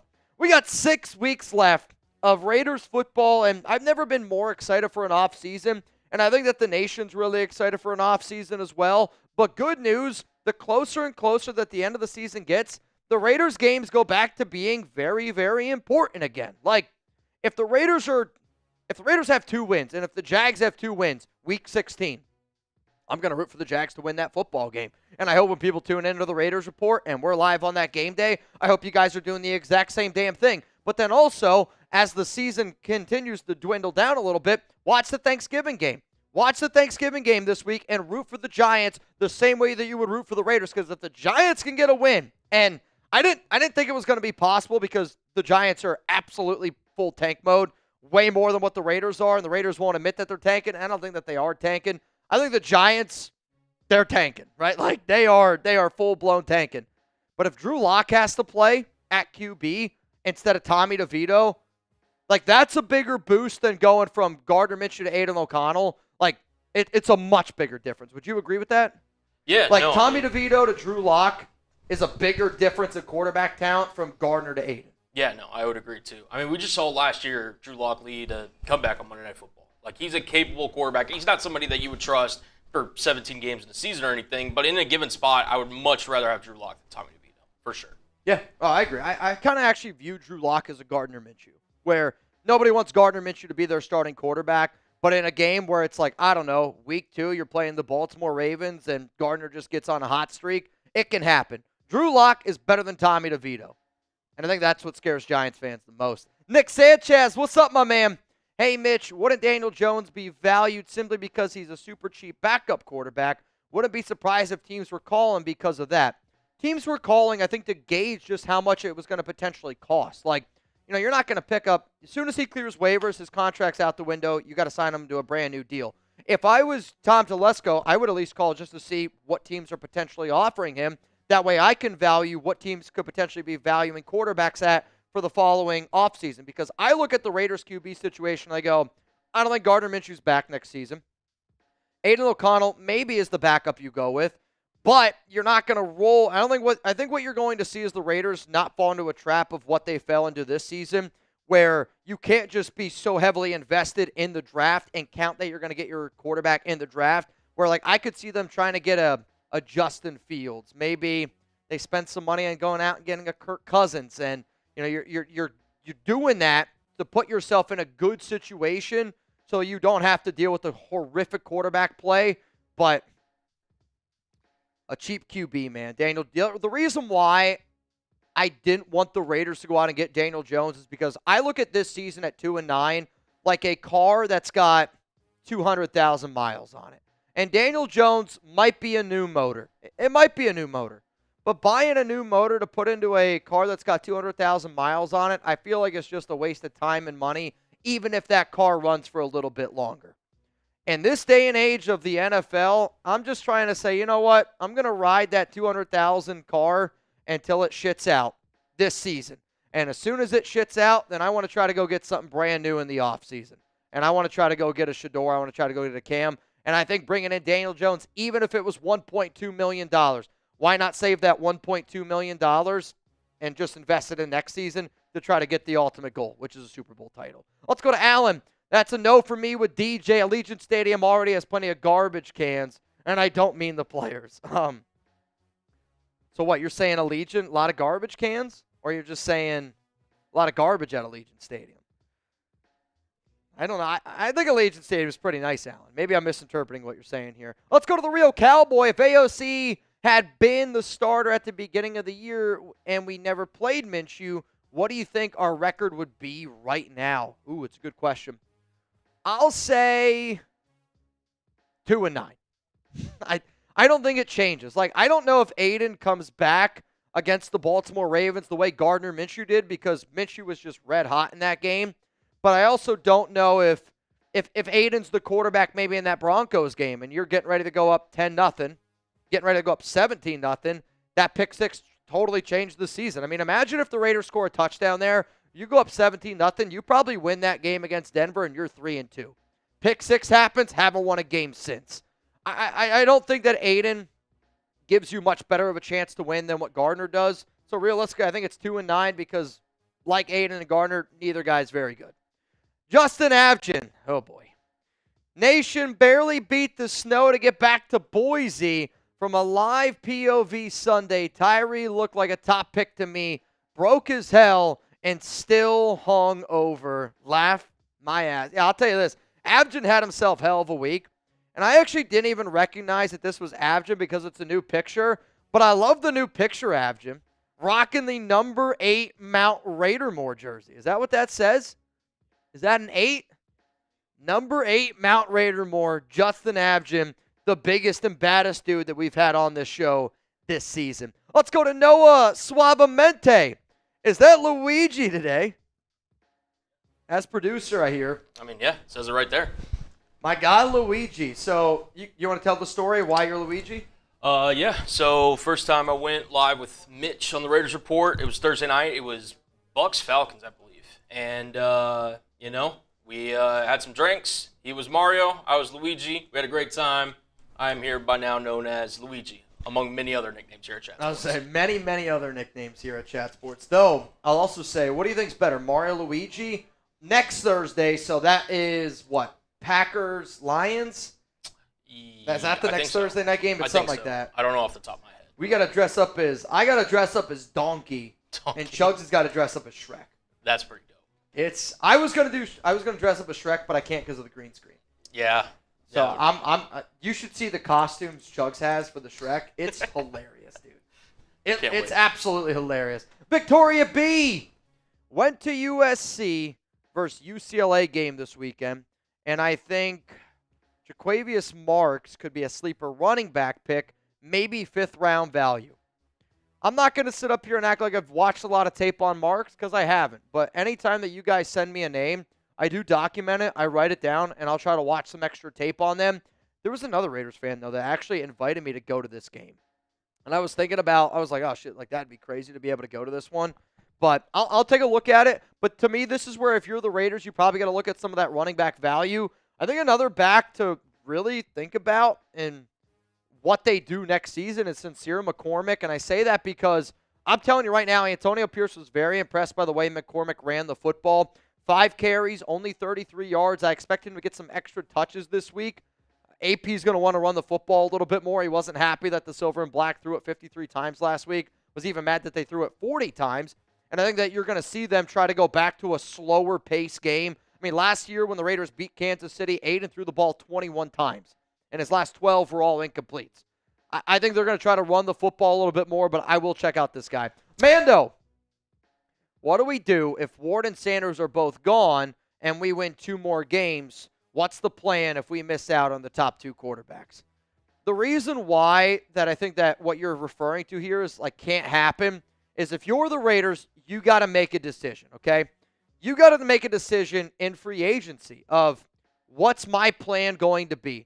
If it was up to me, if I was the Raiders, I would try to get a reliable starting quarterback at a cheap value. I really hate the Raiders for not trying to go out and get Russell Wilson at $1.2 million. But what do I know, right? Russell Wilson at $1.2 million or Gardner Minshew for 2 years for $25. It just goes to show sometimes the people that make decisions in the NFL are just, I don't know how they make these decisions. Russell Wilson, I would imagine, probably ends up going back to Pittsburgh. The name that I'm going to throw out there is Justin Fields. And I think Justin Fields is a reliable starting quarterback, even if you need to bring him in potentially on 1 year, or he can be a good backup like he's doing right now in Pittsburgh. You do 1 year for about $10 million, you bring him in, and if you can't get your guy in the draft, then you stick with Justin Fields for a year and you go about it that direction. Maybe they look at a Kirk Cousins, because what you can't have happen again is, well, and I know people thought Gardner Minshew was this and that. I know I wanted Minshew to start over Aidan. I did. I wanted Gardner to start over Aidan because you're paying him. But I think everybody knows back in free agency when the Raiders signed Minshew, I was like, why the hell did we just do that? It doesn't make any sense to me. You could see the Raiders, though, say, F it, I'm not going to do anything, and then try to go get their guy in the draft.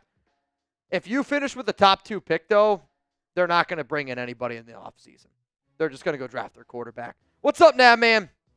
In my opinion, pillars to a big building are 6 pillars. Center, structure, and corners. Raiders max JPJ, Christian Wilkins, Brock. Argue the other 2, Spillane and Jack M. I mean, like Jack Jones? Is that Jacorian? Who's Jack M? I don't know who Jack M is. If they end up bringing back Robert Spillane, I agree with that because he's a captain, green dot, very well liked and respected player in that locker room. The only other name I'll say, it's It's none of your safeties, none of your other linebackers. I don't think it's a Nate Hobbs. I don't think it's a Ja'Cory. I don't think it's a Jack Jones. I don't think it's anybody else on your defensive line. Your O-line, I actually don't know if there's another, like, cold, hard pillar type of player. And maybe you just save that extra one for the quarterback they end up drafting. That's the pillar that we need at this point. To the 720 people tuned into this show right now, I got a segment coming up here on the Raiders Report. When you get a sec, though, Colin, I need you to just check your DMs real quick. When you get a sec. Jack M., Jacoby Myers. I think Jacoby Myers is a phenomenal wide receiver. When I say phenomenal, I mean that in what he's paid, what he brings to the table, but he's not a top 20 receiver in the NFL. So for you to not be a top 20 guy, I think it's hard to say that you're a building block type of player. If you can bring in a dude like T. Higgins or something like that, that could maybe be more of a building block player, but again, Jacoby's good. Like, he is one of the most underappreciated receivers in the National Football League. I'll stand 10 toes on that. He's not a diva in a diva-filled position. He's not afraid to block. He's not afraid to do the dirty work. He does exactly what you're telling him to do, and he's always done that throughout the entirety of his career. So, quite frankly, I love Jacoby. I'm not going to call him a pillar type of player. Did you hear that? Ryan Campbell! Bang! Cullen, a.k.a. Luigi, said, hang on, y'all. I got this one. Ryan Campbell comes in with a big old bangarang. Mr. Ryan Campbell. I'll tell you this right now. This guy can get this show going in a heartbeat. Ryan Campbell. I'm going to put you in the duck race. You in. 20 right now to win $60 here on the Raiders Report. 20 to win $60 here on the Raiders Report. Ryan Campbell, I salute you, but here's the name of the game. Whoever can spam, we're just going to do RC. It's a little bit simpler. Whoever spams RC the most, you're going home with a lanyard. Going home with a lanyard. Whoever can spam RC the most, you're going to go home with a Navman lanyard. We got a bunch of them. We got a bunch of them from 93. One of the realest in the biz, man. Yeah. You know what? I'm just gonna do this one because I think that they deserve it. Kirby. Okay. I'm gonna do this one because Kirby was here really, really early. Kirby, if you can, Venmo me $1 at Mitchell Renz 365, and I'll send you the dollar back after today's show. I need your first and last name, and I need your shipping address. That way I can send you the lanyard, if that makes sense. Shout out to Kirby. Jeremy Cole, NY Raider fan. If somebody else bangs, we will give away another Navman lanyard. To the 665 people tuned in. If you haven't already, make sure you click that like button because if you want Shedeur Sanders to be a Raider, I think I got something that you guys are going to like very, very much. Sponsor on this one is Tushy. And, all right, I think I'm ready to go. Let me actually get a quick sip of water here. Hi, May. What's up, man? Big luck. I see ya. Big luck. Chugs gets a lanyard. Here's where I'm going to be able to really tell if this is Chugs or not. This is what I'm really, really trying to do, man. Got the big shout-out you were asking for from Ron. Kirby, you already know the biz, man. You already know. You ready to hear, man? Cullen's giving me the nod. All right, let's talk about Shedeur, Deion, and I think this show is going to blow some of y'all's minds. Quite frankly, I know it definitely blew mine. Hit that like button if you want Shedeur Sanders to be a Raider. I know that we have talked about the Colorado quarterback quite some time on this show. We talked about Jayden Daniels a lot last season, and there was no doubt a lot of smoke around the Raiders wanting Jayden Daniels. I'll tell you this right now. There's also a little bit more smoke now around the Raiders potentially getting their guy.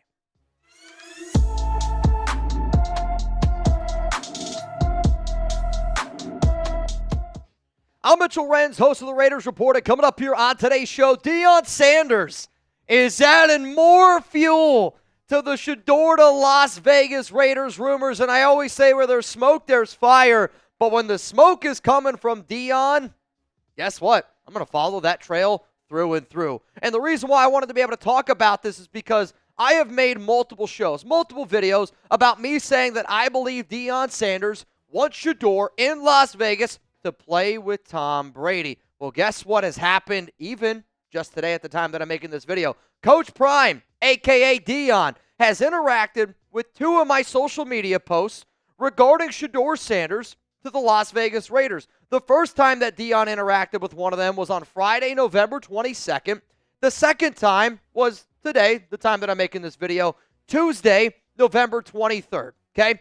So when I look at a lot of this stuff, Tuesday, November 26th, when I look at a lot of the things that have happened around the Raiders, around Deion, I know that Deion is a smart enough human being to know that his actions are going to create ripples in the effect of the NFL draft and what could happen to Shedeur Sanders. And I'm going to be following this story very, very closely. And anytime that there's an update, I'm going to talk about it. So back on last Thursday or last Friday, Deion Sanders liked this video that I ended up producing. And you guys can see, Deion Sanders wants Shedeur to be a Raider. If you don't believe me, there's screenshots, there's everything. Deion liked this post, and if you're like, all right, well, maybe he just liked it because of the content in the video. The first video context was this, that Deion wanted Shedeur to be a Raider to play with Tom Brady, that Coach Prime would force Shedeur to a team of his choosing, and that he wouldn't do it in public, but he would do it behind closed doors, and that Sanders quote on how he wants Shedeur to develop. Shedeur is a QB that's going to take maybe a year to develop a little bit. And Deion has said that he doesn't want Shedeur to necessarily be thrown to the wolves right away. And when you see the quote that Deion says, it's very similar to the thought process that Tom Brady has and how to develop a quarterback correctly in the National Football League. So that's the first video. Well, guess what? Today, November 26th, Deion Sanders, he did it again. And the video that he liked was Deion Sanders confirms he wants Shedeur to be a Raider. He liked this one as well. And again, some of you all might be like, Mitch, he's just liking a post.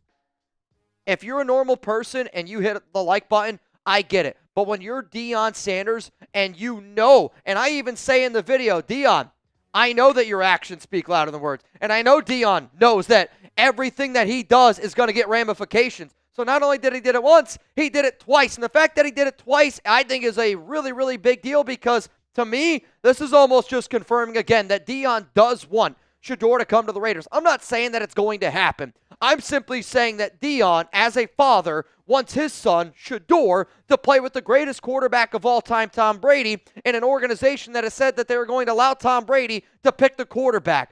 Like, me acknowledging Deion liking my first video is the context of the second video that I made. And I literally say in the video, Deion knows what he's doing by liking the video. So here you go. You got two different examples of Deion Sanders.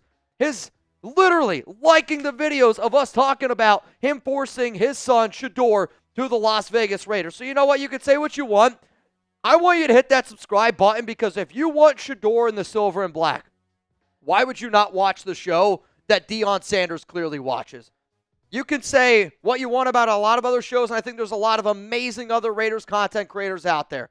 But I know for a fact that Deion Sanders is watching the Raiders Report. I know for a fact that Shedeur Sanders is watching the Raiders Report. And I know for a fact very important people in that Raiders organization are watching this show. So why wouldn't you watch it? Hit that subscribe button, turn on those notifications. That way you don't miss a thing. So coming up here, let's get into the smoke that has kind of already happened. And I know that not everybody has the opportunity to watch every show that I do. Totally get it. If you have watched every single show that I've ever put out, and I put out a video every single day on this channel for basically the last 5 years, then you know what? This one might be a little bit reiterated, but I do want to reiterate a lot of the things that I've already talked about because if you haven't seen the timeline of all these things linking Shedeur to Las Vegas, linking Deion wanting him to play with Tom Brady, then I need you to watch today's show because there's a lot of smoke around that fire. Also, huge shout out to our sponsor here, Tushy. I love Tushy. And if you're wondering, Mitch, what on earth are you talking about? I'm talking about a game changer. A household full of holiday guests is a beautiful thing. until you realize they're all endlessly wiping in your bathroom. Give your toilet a fighting chance by installing a Tushy Bidet. I think personally it's a lot cleaner. It can be a little bit weird at first. I'm not going to lie to y'all. But imagine when you pick up after your dog. And this is the realest way that I can possibly say it. The other day I was picking up after Chuck. And I'm not going to lie. Got a little poop on my finger.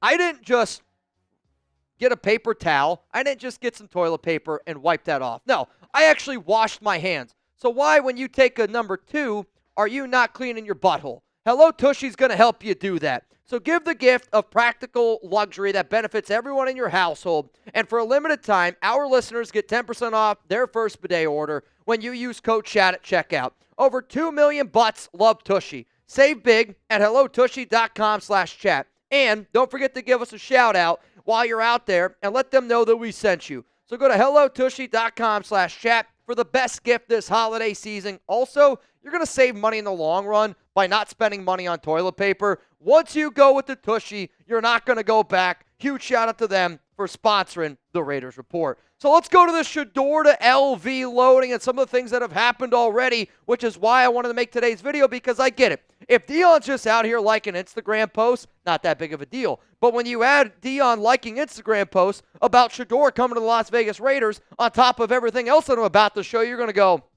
all right, I see it now. Let's first start with maybe just the Mel Kiper Jr. comments. And I'm not going to read it exactly. You guys can kind of look at it how you want. Essentially, a guy like Mel is very well connected in NFL circles. And for a guy like Mel Kiper to say something like, Sanders will obviously go early, and the Raiders should be near the top of the draft. And I think about how new minority owner Tom Brady might impact the team's draft decisions. So you see that. Then you see also what Mel said. It seems like a really good fit for a Raiders team that needs a young starter under center. After missing out on all 6 first-round quarterbacks in 2024, Las Vegas has gotten mediocre quarterback play from Gardner Minshew, Aidan O'Connell. It's time for a long-term fix. For a guy like Mel to say the things that he's saying, that's point number 1. Let's go to another point here. Tom Brady's relationship already with Shedeur. Tom Brady's relationship already with Deion Sanders. If you don't know how close TB12 and Shedeur are, then I know then for a fact that you're definitely not watching the show a lot, because these two are connected at the hip,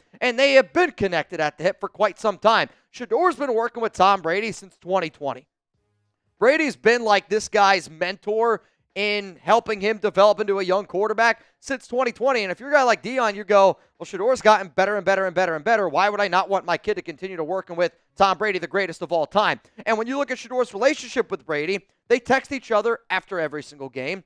Brady mode tweets one of my favorite things where Shedeur says he goes into Brady mode after a big-time win in 2023. They work out together, as you just saw in that picture, and Brady's got an NIL deal with Shedeur, and they got it tied in with Deion. Brady knows that Shedeur means money. Shedeur knows that him in Las Vegas with Brady means money. Deion knows that Shedeur in Las Vegas with Tom Brady equals money. There's a lot of money-making things going on here, which guess who that makes very, very happy? A guy by the name of Mark Davis. And Mark Davis knows that this is the time that he's got to be able to figure it out. There are new sports teams getting ready to come to Las Vegas. He needs to figure out this situation at quarterback, and Mark has already said that Tom Brady is going to be the main guy, decision maker at who's going to be the next quarterback for the Raiders. So give me a yes or give me a no down below. Will Shedeur Sanders make the Raiders a contender? Because we could talk about Shedeur. We could talk about Deion. We could talk about AP, next QB, this and that. The reason why we are talking about a player who's not even on the team yet is because we're all hoping that whoever that quarterback that the Raiders draft, it turns the Raiders into a Super Bowl contender. So give me a yes, give me a no. I do think that Shedeur Sanders with Tom Brady and the proper development can turn into a team, a leader that can make a team a Super Bowl contender, which is why I'm talking about him so much on the show. And I'm not afraid to say it because I didn't believe in Shedeur before. I believe in Shedeur now. Let's go to another reason here of why Shedeur to LV is slowly loading. The Mark Davis relationship. The Mark Davis relationship is a very important one. And when Davis and Shedeur met just a few weeks ago, might even be a few months ago at this point, Mark looked at Shedeur and goes, you might be at your new home right now.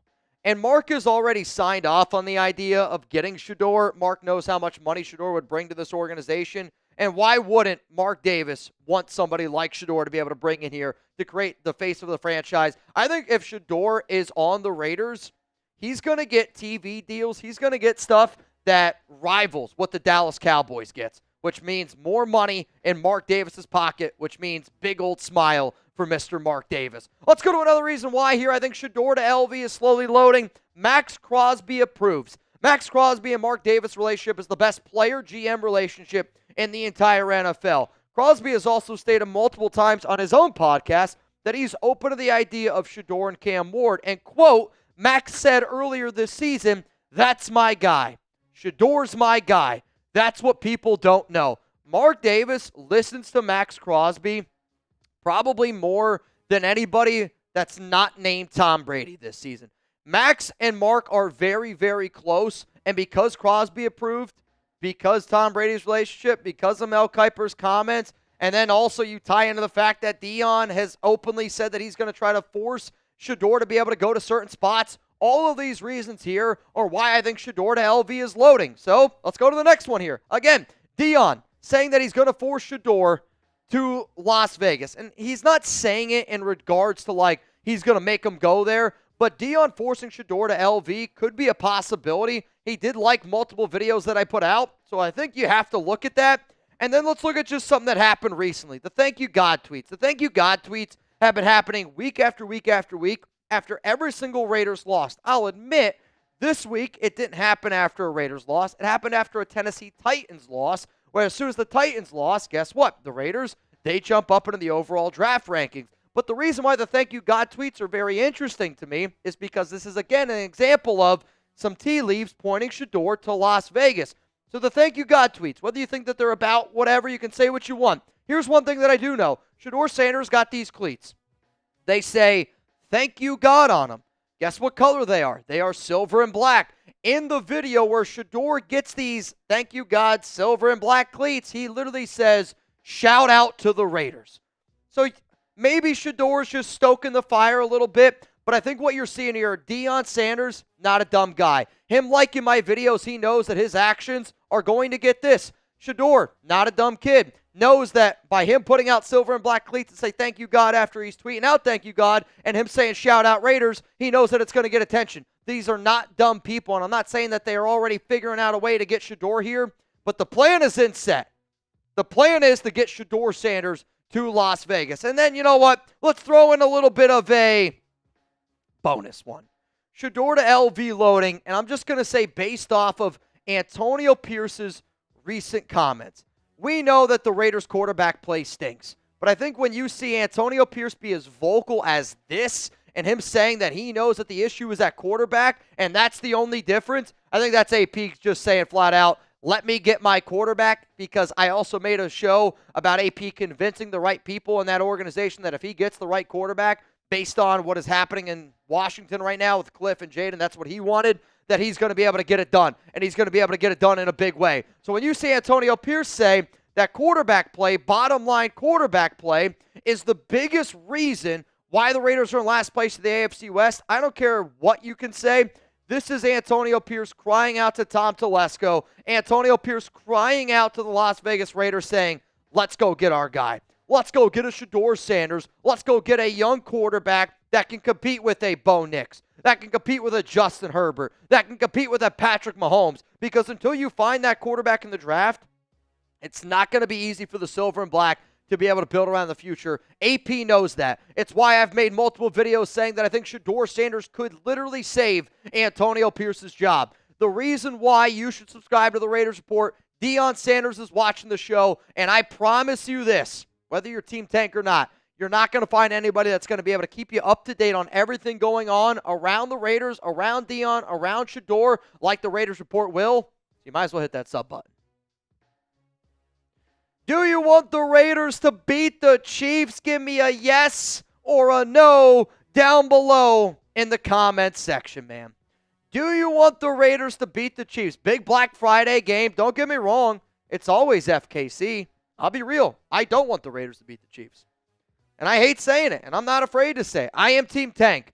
I know that I said that I was never going to be Team Tank, but certain situations change. And when you lose 7 straight games and you've seen the quarterback play, like, The last time a team had this bad of quarterback play, you got to go back, and I saw the stat.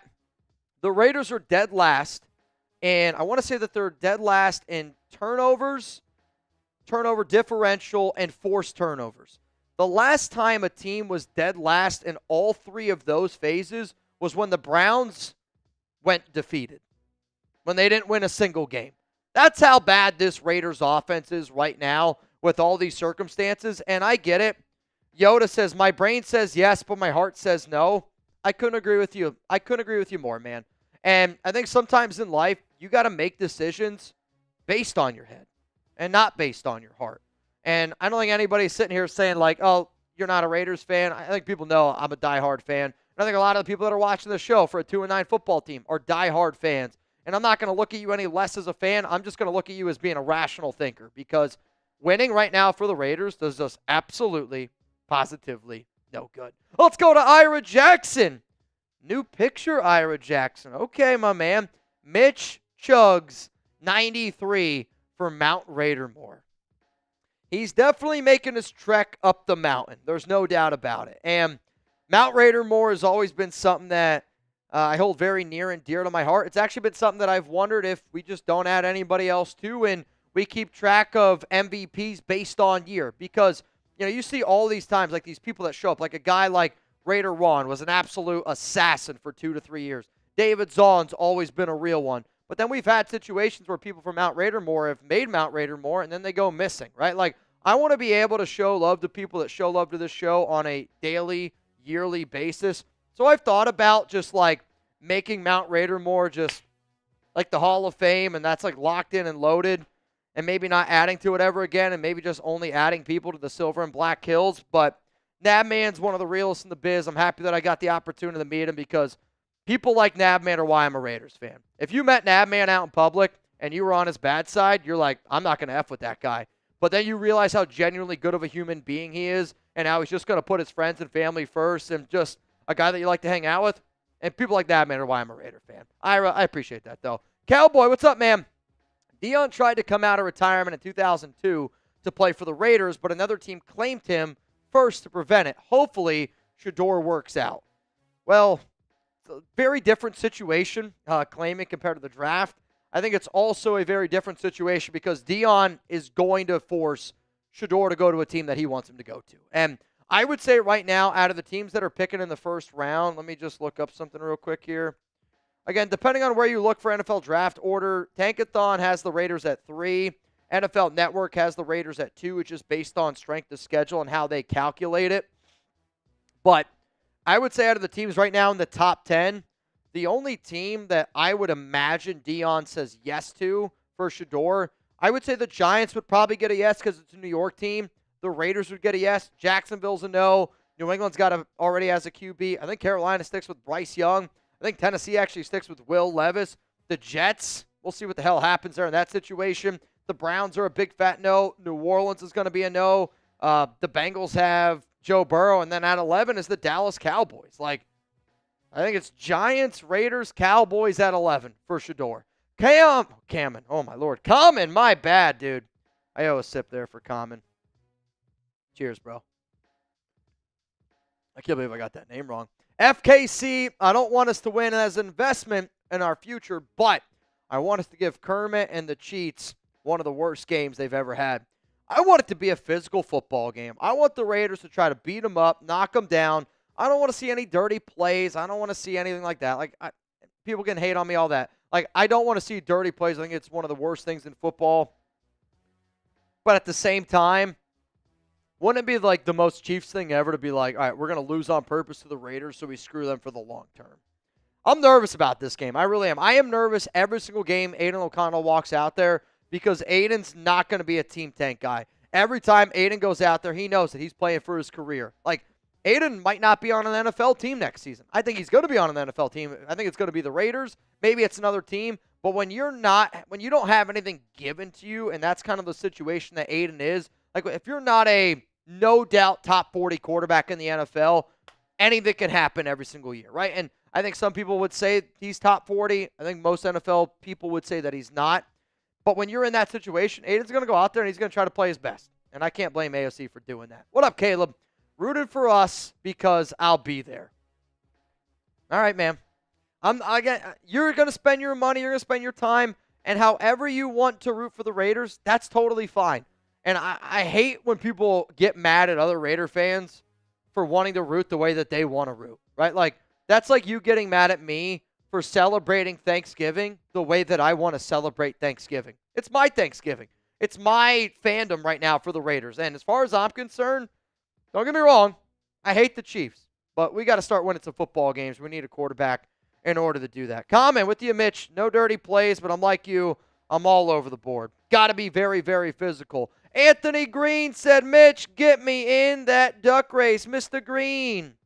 Ian, right now, $20 Venmo. You would go home with $70 here on the Raiders Report. I got 2 more Super Chats coming in from Real Cowboy, and I also see 93 Navman. Somebody did also ask, Mitch, how late are you going to stay today? That's going to be kind of up to y'all. I told Colin that I got to try to be out of here at a decent time, but again, we'll definitely be here for at least 30 more minutes. I still got a mailbag to get into, which actually reminds me, if you haven't already, hashtag Raiders or Super Chat. If there was also a good, I guess, Super Chat that came in that you think could be used for the mailbag, we could use it for the mailbag. I'd love to see Max hit Kelsey so hard legally, Taylor cries. I would like to see Max Crosby have an electric football game and just light some dudes up. That man, humbled and proud that Ira said that, but I get it. Yeah, man, I promise you this. You're doing the right things. I've made people wait a very long time, and you can ask Scheffler. I think Scheffler waited maybe one of the longest out of anybody to get in. Hell, Ira Jackson's waited a long time. There's just so many other people that I think deserve to be on Mount Raidermore as well. Like a guy like Venthrak, I think deserves to be on Mount Raidermore. I mean, we got a lot of people in the Silver and Black Hills, like, you know, Rebel, Ed Robbins, I think has got to be up there. OC Raider, Taino, Yoda Jenkins. I mean, there's a lot of people that I think deserve it. So I just hold it near and dear to my heart, man. Let's go to Steven. Fire AP. We are making too many excuses for Antonio Pierce. I say hire Vrabel, Monken, or Gruden, no control over the draft. Then draft strong safety or draft SS. Oh, Shedeur Sanders or Cam Ward. Davis open to Gruden. If Mark Davis is open to bringing back John Gruden, then I think Mark Davis needs to hang it up. How anybody wants John Gruden back, and I think that maybe you're just doing this to troll me. I don't really know, because I literally said, anytime I hear anybody say that we should bring back John Gruden, I literally am like, that's just the dumbest idea that I could possibly think of. If you're the Raiders, you got to rebuild this team through the draft. Why would you bring in John Gruden? And I know you say not to draft. No head coach is going to come in if they don't have anything to do with the draft. Like, it's just not going to happen. But I'll say this, if it's not Antonio Pierce, it's going to be Mike Vrabel. There's no other people that the Raiders are considering to be their head coach. It will either be Antonio Pierce or it will be Mike Vrabel. Y'all can mark my words. Let's go to Evil Mitch. Could you see Deion pulling Eli on the Giants? Maybe. I mean, Deion's not going to be afraid to pull an Eli. And what does he mean by that? When you got a last name like Sanders, just like when you got a last name like Manning, you can pick where your destinations are. And Deion has already come out and he said he's confirmed it. He's going to do it behind closed doors, but he's going to tell certain teams, do not draft Shedeur. And, like, if a team like Jacksonville said, all right, I'll draft Shedeur, Deion's going to make them trade him. Like, you're going to have teams, I guarantee you, that don't have Shedeur Sanders on their big board. Let's go to my man Yoda. Which player is the most genuine and heartfelt? You're going to go with what? Sincere McCormick? Which player is the most genuine and heartfelt? I mean, just based on the players that I know, I'll tell you this, DJ Glaze is one of the nicest dudes that I've ever talked to in my DMs. Really, really good kid. He's got his head on his right shoulders. I'll say this, Jackson Powers Johnson is another dude that his whole family from top to bottom is great people.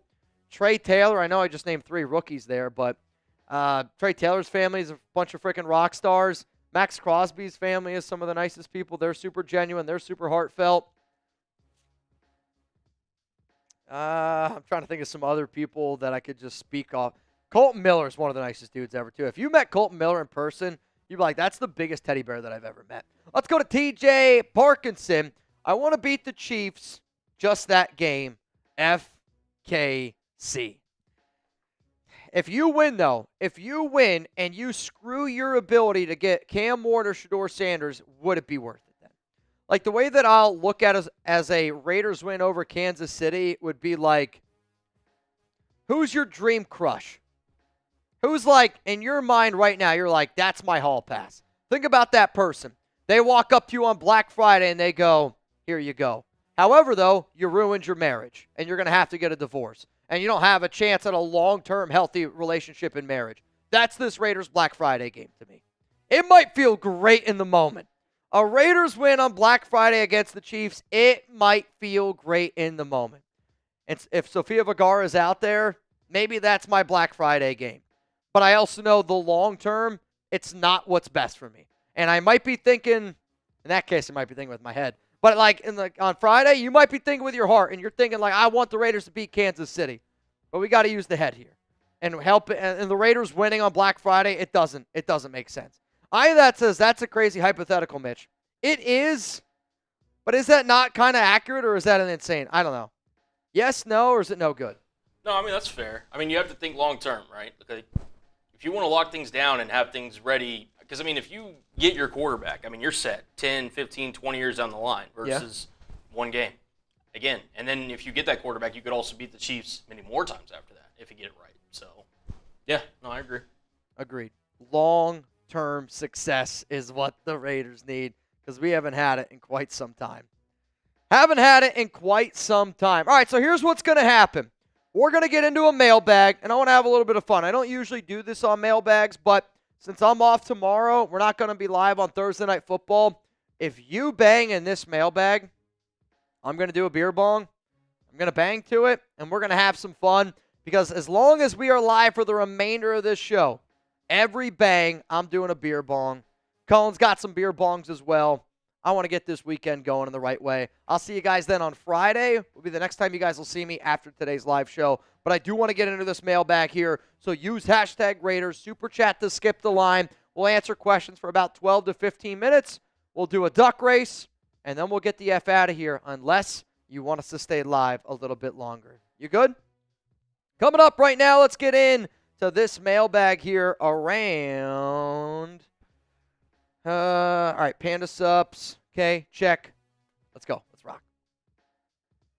It's mailbag time here on the Raiders Report, and I also want to say, seriously, to everybody that always tunes into the show, I am extremely thankful for all the nation, for everybody that always is a part of that Noti gang, for people that do all the crazy shit they do on this show on a daily, weekly basis. Bang, hit that thumbs up. Hit that subscribe button. I mean it from the bottom of my heart. Happy Thanksgiving to all of you out there. And we got a lot of really good Thanksgiving Day games that I think that the Raiders fans need to be watching. The first game that we got is Chicago at Detroit. This game doesn't really impact the silver and black at all, but hey, I want to be able to watch a good quarterback up against a good team in Jared Goff. What about this game? This is the most important game. If you haven't already watched my video on my Raiders tank rooting guide, the New York Giants taking care of business against the Dallas Cowboys is the most important game this week for the Las Vegas Raiders. If the Raiders lose and the Giants win, number one pick, baby. And then the final game of the night, watch Josh Jacobs, watch Miami. But I'll tell you this, you should actually be rooting for the Green Bay Packers in this game. And I say that because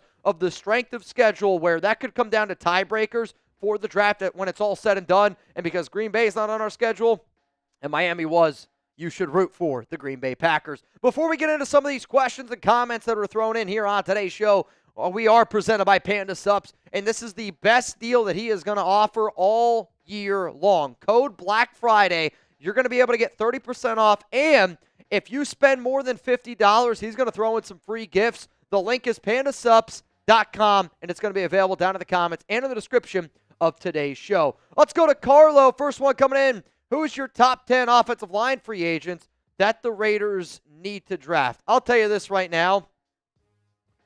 There are so many interesting things with this question, and I say that because, one, obviously you're not going to be able to draft any of the offensive linemen that are free agents, so I think you're getting it confused a little bit. The top free agents, though, in 2025, according to Spotrac, Zach Martin, Cam Robinson, Garrett Bowles, some names like Ryan Kelly, Joseph Noteboom, James Daniels, Austin Corbett, Ronnie Stanley, Tyron Smith. There's some just offensive lineman prospects out there. This is also just going on based on overall value. Here's the thing. The Raiders, they got to figure out first what they're going to do with Colton Miller, whether or not they're going to give him a contract. Then you got to figure out at left guard, because I do think that center with JPJ, right guard Dylan Parham, right tackle DJ Glaze is probably going to be set in stone for next season. Let's go to Mateus. What up, Mateus? Do you think we could sign T. Higgins next year, and maybe we could target like a Jalen Warren?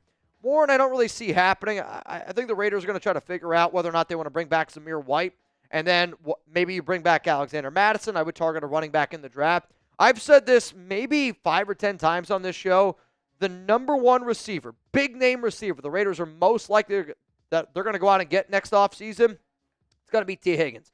I've been saying that for weeks. I've been saying it for months because I know for a fact Antonio Pierce, one of his favorite receivers, is T. Higgins, the way he plays, the mentality. You pair that with Jacoby Myers, two physical dudes, probably going to have to give him $25 million per year, but this could be an option for the Raiders if they don't like some of the receivers in the draft. Let's go to my man, Monty. What up, Monty? The draft is in April. If the Raiders sign a QB this offseason in free agency, who do you think it will be? So you're basically saying, like, free agency is in March, the draft's in April, you can't wait until the draft because then you're going to be screwed, kind of like what happened to the Raiders. I think that there is a few different names, and I've made a video on this before, but I kind of like what Cullen's thinking here. How about this? I'll give you my answer after this YouTube ad break. So this is going to be the pinned comment. If the Raiders sign a quarterback in free agency, who do you think it's going to be? You're about to get hit with a YouTube ad break. While that ad is playing, I want you to scroll on down and give me your answer. My answer coming up right now. The quarterback that I think that the Raiders would go out and target is Justin Fields, and the only reason why that I say that is because he has been able to prove that he can be a reliable backup in case the Raiders go out and get their ultimate guy in a Cam Ward or Shedeur Sanders. I think Justin Fields also has a great relationship with Champ Kelly. The Raiders tried to go out and get Justin Fields last offseason. Fields didn't want to play with Luke Getsy. So I think when you consider how cheap it would be, could be a one-year rental, and could be a good backup, Justin Fields is a name to keep in mind.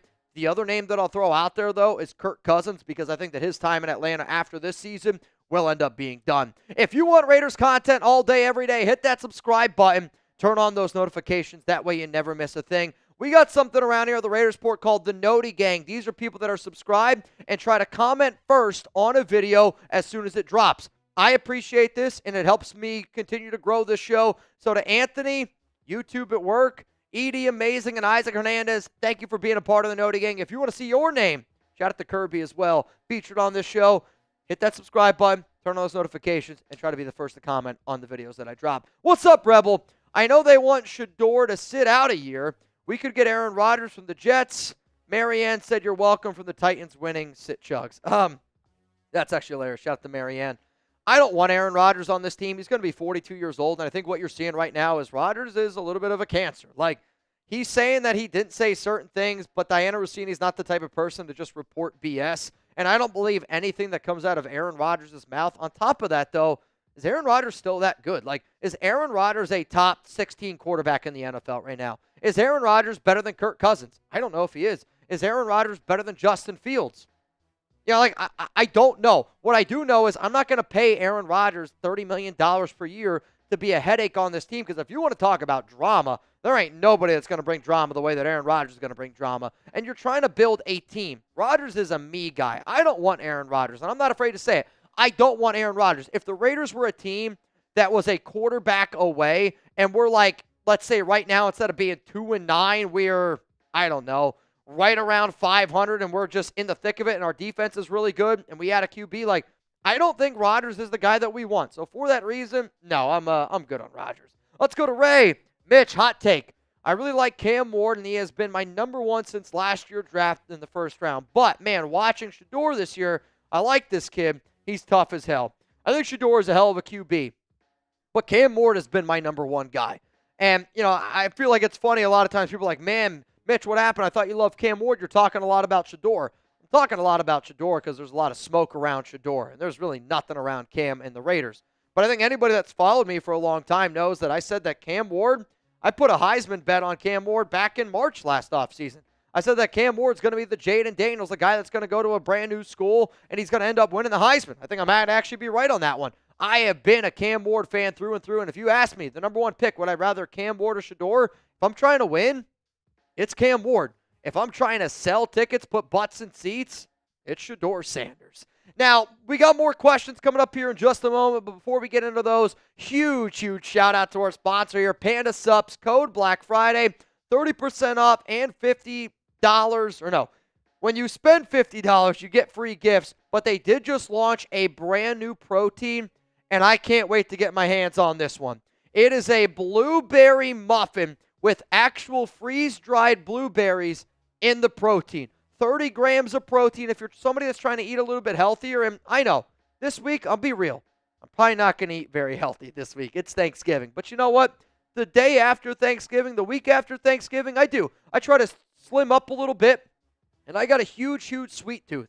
And if you're somebody like me, you got a craving at night, there's not a better protein brand out there than Panda, especially for a late night snack. If you're somebody that likes to snack seasonally, the top proteins that I would recommend, you can kind of see all the ones that they have right now. But if you're a seasonal guy, Cinnamon Toast Cereal, very good. You can mix vanilla with almost just about anything. The Campfire S'mores is delicious. I'll tell you this, though, if you like chocolate, the chocolate ice cream one is probably one of the best just plain chocolate proteins that I've ever had. And because this is the best deal that he's going to offer all year, I want you to take advantage of it. It is Black Friday right around the corner, and this deal is only going to be valid until Black Friday. So use code Black Friday. If you end up spending more than $50, you can see you get a bag, a shaker. I want to say that is a, whatchamacallit? It's a seasoning, so it's like you can put it on food. And there's also a funnel, so that way when you're making your protein shake, you don't make a huge mess. Panda Subs is owned and operated by a diehard Raiders fan. So guess what? If you love the Raiders, if you want to support your own, Panda Subs, code Black Friday, try the protein. I promise you, you're not going to regret it. Let's go to my man, Mando. What do we do if Ward and Sanders are both gone? We win 2 more games. What's the plan then if we miss out on the top 2 quarterbacks? I think your plan then is trying to go out and get a Justin Fields. Maybe you look at a QB like a Kirk Cousins. Maybe you look at another dude in the draft, maybe like a Jalen Milroe. Like another option that I've thrown out, this idea is Milroe's going to need a year or two to marinate, right, to become ready to play right away. So what if you go out, you get a Justin Fields, you let Milroe sit behind Fields, you install an offense that's very similar for both of those players. Like that's something that I would potentially be open to. But even if you win 2 more games, if you're the Raiders and you're picking, and like if you're 12, 11, 10.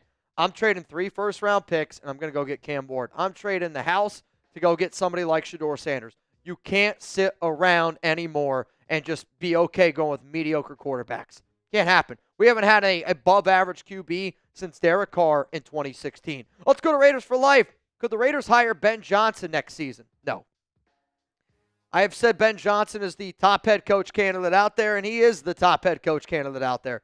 But there is a 0% chance that the Raiders hire Ben Johnson, and I've talked about this one a few times as well. The reason why there is a 0% chance, I'm telling you right now, 0% chance that Ben Johnson is the Raiders head coach. And the biggest reason is the Raiders want to give Tom Brady the ability to take a quarterback. Ben Johnson wants full control.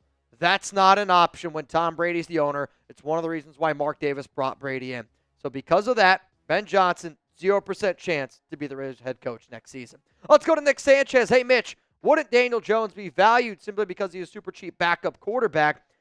The way that I have explained this is even if Daniel Jones was the vet minimum, $1.2 million, I would rather you save that $1.2 million for next season in a season that matters. Like, if you got a 200,000-mile car, I'm not trying to put a new engine in that 200,000-mile car to get me to 210,000 miles.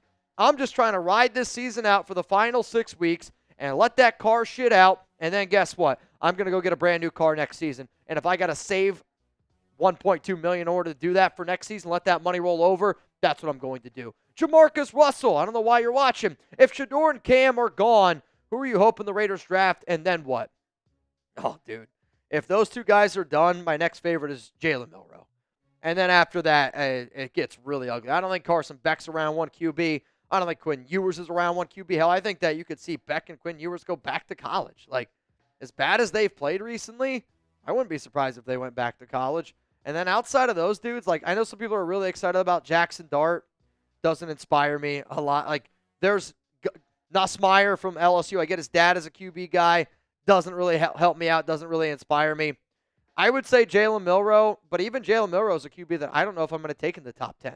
Like I would rather the Raiders go out and draft somebody high in round 1, and then they try to trade back up into round 1 to go get Milroe, or you try to get him in round 2, because I think there's a chance Milroe could fall to round 2. There's a lot of scouts out there that are concerned by his ability to be a thrower. We know he's a great athlete, but you got to be able to throw the football in order to get it done in the NFL. I think Anthony Richardson is a great example of that, though Milroe is a significantly better passer than what Anthony Richardson is.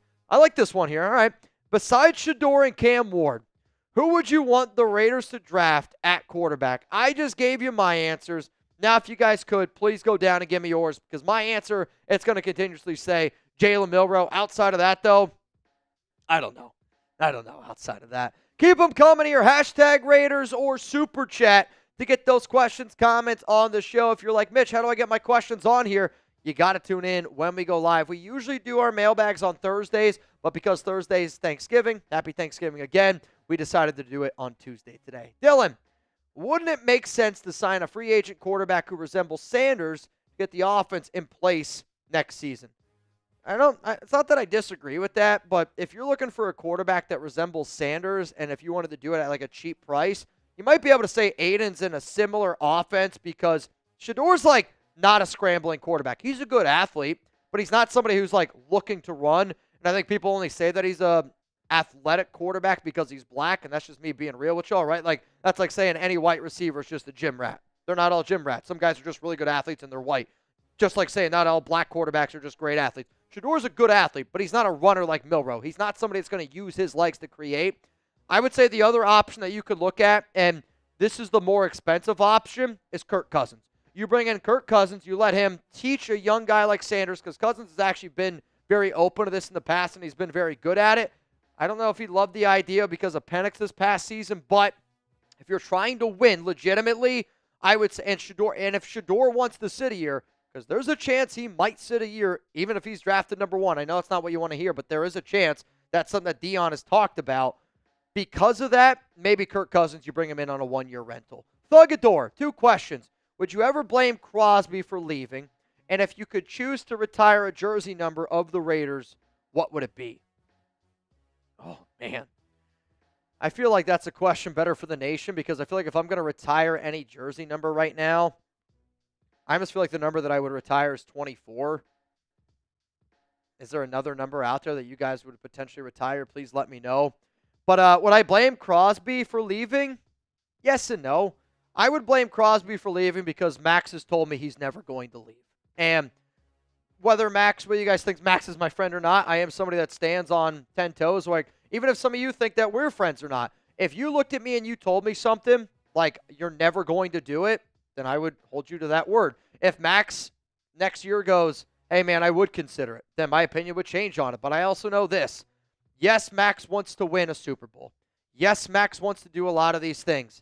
But if I told you that you can make more money after football than what you would make during football, and all you have to do is stay a Raider your entire career, what would you do?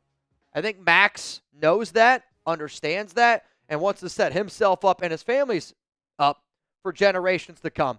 Because there's not too many opportunities where players get the opportunity to be a part-time owner. And I'm telling you, Max Crosby, if he stays a Raider, mark my words, from Mark, my words, he's going to be a part owner of the Raiders. So that's why I don't think he's going anywhere. Before I get out of here, reminder, we're going to be live Friday, Black Friday, 2 p.m. Eastern Time. I'm going to be live here on this show. The game gets kicked off at 3 p.m. Eastern Time.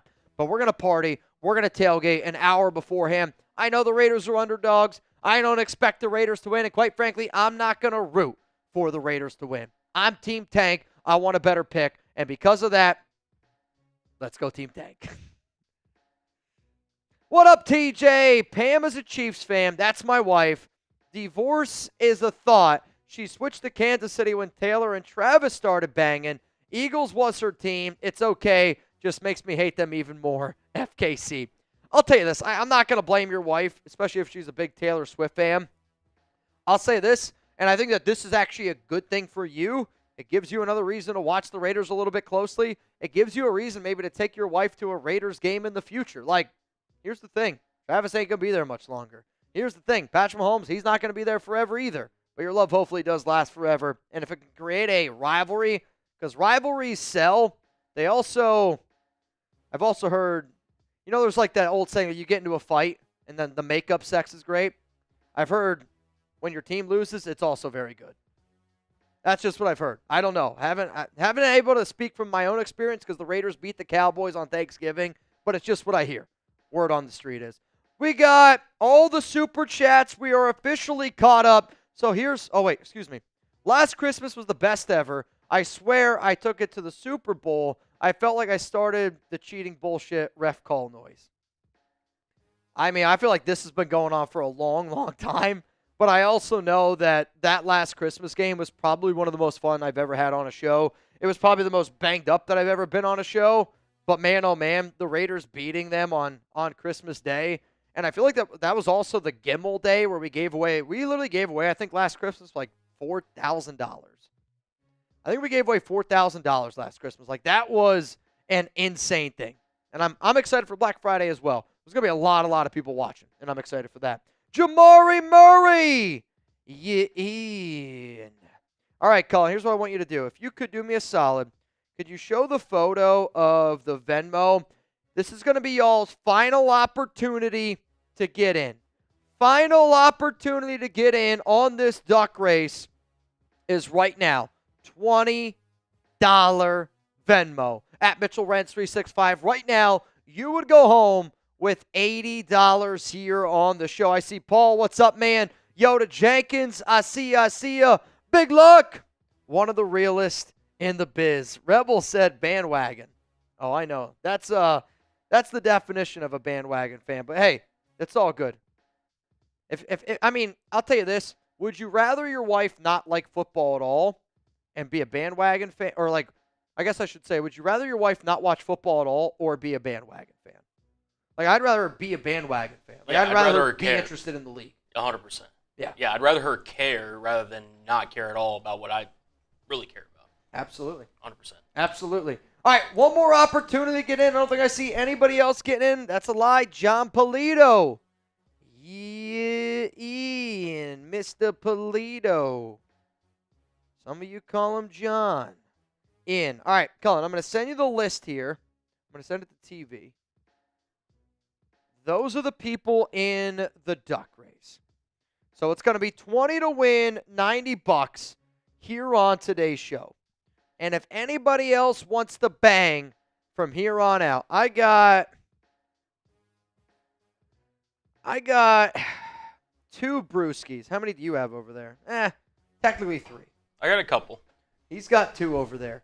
$50 bangs for the remainder of the show. Let's do it. 50 for if we get 5 more bangs, then there'll be. If we get more than that, then you know what? F it. $50 bangs for the remainder of the show. I was there with you, Mitch. We was banged up for sure. Oh, dude, that Christmas game, and I remember it because when I got home that day, like usually when I come home, I just come home, I get some food, I go to bed, very typical. But because I was staying with Alex's family during Christmas time, like her family saw me when I came back, and they were like, I thought you went to work. I'm like, yeah, it was the Raiders won. I had no voice. Like, her mom was genuinely, like, super, super concerned for me, which I love and I appreciate. But, like, at the same time, I was like, man, that was one of the greatest work days I've ever had. Unbelievable. Big Luck says, let's get to 400 likes. You know what else? I see a few more people getting in this duck race. I'm going to send you a few more names here, Cullen. My dad just got in, and then Frank Mendez just got in. So that means now 20 to win, $110. If we get to 400 likes, this show could pop off. Can't get right. Shout out to the GOAT, Raider Ryan. Can't get right. Raider Ryan? I don't even know who that is. Anthony Green, Ricardo, Giuseppe, unless you're calling somebody something else that I don't know. Can't get right. Bang, bang, bang. Texas Lean. What's up, Texas Lean? I got you. Cone's getting the duck race going. Though, I need you to add another person here. Dave Thomas. You in 20 to win, 120. Now here on the show. This is going to be nuts. What up, Mateus Abner? Who's still here rocking with me, man? The next time that you guys will see me, though, again, is going to be on Friday. I almost said Thursday. I'm so used to saying it. Friday. What are you most excited to eat for Thanksgiving? Let me know down below. I think the things that I'm always the most excited for, a good pecan pie, a good pumpkin pie. Alex's mom makes a great banana bread. I got a sweet tooth. Though Alex's dad makes maybe some of the best ham I've ever had. The smoked turkey's unbelievable. Some stuffing, some mac and cheese. I'm going to F up some food this weekend. No, 100%. I'm definitely down for some stuffing. Pecan pie. There's these like garlic butter rolls that my mom makes that it's just like no other person can make it just like your mom makes it. Yeah. Makes it, I can't wait for that. Some ham, too. My mom makes pretty good ham, so yeah, I'm ready to grub. Dude, I am ready to sit down, get a fork and a knife, and just absolutely eat my life away. I can't wait. Max says tamales all day. Oh, I'm excited for tamales. That's like also one of my favorite things about Thanksgiving. Alex's dad, which I love because he's black, so he makes like all these different foods that I never really had like growing up, and he's like got a whole different spin on Thanksgiving. And then her mom, she's Mexican. She makes she makes like normal Thanksgiving food, but then she also like puts her like Mexican flair on it. Right. Dude, I'll tell you what, the amount of food that I'm gonna eat Thursday and Friday, or technically Wednesday and Thursday this year, it's gonna be insane. It's gonna be absolutely insane. And then Friday after the Raiders game, I'm gonna be super banged up. A lot of food's going in. Terry Parkinson, you're in. All right, another one. That means now it's 20 to win, 130, which I'm worried we're never going to get this race in. I say we do it. I say we get in this duck race right now. All right, so what you guys are going to see is something that I like to call a duck race. Everybody that's sending a $20 Venmo, you have an opportunity to win some money, which right now, as it stands, $130 here on the show. And Colin's actually doing the OG duck race. OG duck race here. So can you give me a shuffle? Oh, yeah. A good shuff real quick? Shuffle. Sometimes you need a quick shuff. Yep. Right. Good luck to everybody out there. I'm shuffling my phone one more time here. All right, we're good. Let's get it going here in 3, 2, 1. Let's freaking go, man. All right, reminder, whoever wins this race, you're going home with $130 here on today's show. Yeah. Not a bad day for a Tuesday, man. I mean, a Tuesday show, we're killing it today, and you gotta show some love to Nabman, Cass Joey, the guys at Ed Robbins. Got this thing banging. Got it off to a hot start. Yeah. Mr. D says tequila. See, I'm usually tasked with games and drinks. Okay. So I have a banana bread old fashioned that I'm very passionate about, and then games wise, I'm a little bit up in the air about games. I don't know exactly what I want to play. It's fair. That's fair. Usually throw around the pigskin just with the family. Yep. In terms of drinks, I mean, I'm not opposed to tequila ever. Come on, Nave. Now, man. We got it. Frank Mendez! What a win for Mr. Frank Mendez. That was huge, dude. A big, big win for Mr. Mendez, which I'm looking right now. Frank has been in 1, 2, 3, 4, 5, 6, 7, 8, 9, 10. 10 times the charm, Mr. Mendez.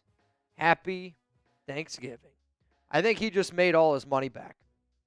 I think every duck race he's ever been in, I think he has now officially just made his money back. That's a big win there for Mr. Frank Mendez. Frank, if you could, please confirm with me down below that you just received the money. He said, I did. I made my money back. Hell yeah, Frank. Hell yeah, man. All right, y'all. We're getting ready to get on out of here again. From the bottom of my heart, I appreciate everything that you guys do. Can you show the schedule one more time before we get out of here? Oh, new one. I am all about the turkey legs. I effing love turkey legs. Really? I've been very hit or miss with turkey legs. I think when they're done correctly, they are unbelievable. When you have somebody that doesn't know what they're doing, I think I get grossed out kind of easily with some foods, which you guys have probably seen so far. But to me, like, I'm not the biggest turkey fan. Like, I would just rather eat ham than turkey. I'll eat turkey, though. Like, I will have turkey at Thanksgiving. Yep. But if you tell me I only get 10 pieces of a protein, do I want 5 turkey, 5 ham? No, I'm doing like 3 turkey, 7 ham. That's probably my breakdown. Super chat coming in from Nabman Favor. Can you get a couple lanyards to RR, please? Is that my dad? Is RR my dad, Nabman? Richard Renz, my dad? If that answer is yes, I think I can do that. I think I know how to get in contact with my dad. Papa Renz. All right, you got it. I got you covered. Nabman, I got you covered. Also, I'm kind of upset, man. I miss doing our Thursday night shows, so I'm kind of upset that we're not going to get the opportunity to do it. My dad says please, so Dad, don't worry, I got you covered. As soon as I get done with today's show, I'll give you a call there, Dad. I want you all to have an amazing Thanksgiving. Seriously, like, I mean it. Have a happy, happy Thanksgiving. I think it's one of the best holidays out there. It's a holiday that I appreciate now very much so because, you know, when I moved down here to Dallas, I didn't really have my family down here. And now that I have Alex's family, I'm very blessed to have it. I miss being able to go home for Thanksgiving, no doubt about it. But seriously, have a great Thanksgiving. I'll see you guys on Friday. Let's go Raiders. But I'm not going to lie, I'm rooting for Team Tank. So if they lose, I'll be happy. Then I'll be back on Tuesday, 4 p.m. Eastern time for a live show. And then we'll get back to Thursday night shenanigans. Oh, man, about 9 days from now. Lions, Packers, 7 p.m. Eastern time. Till then, happy Thanksgiving. I'll see you guys.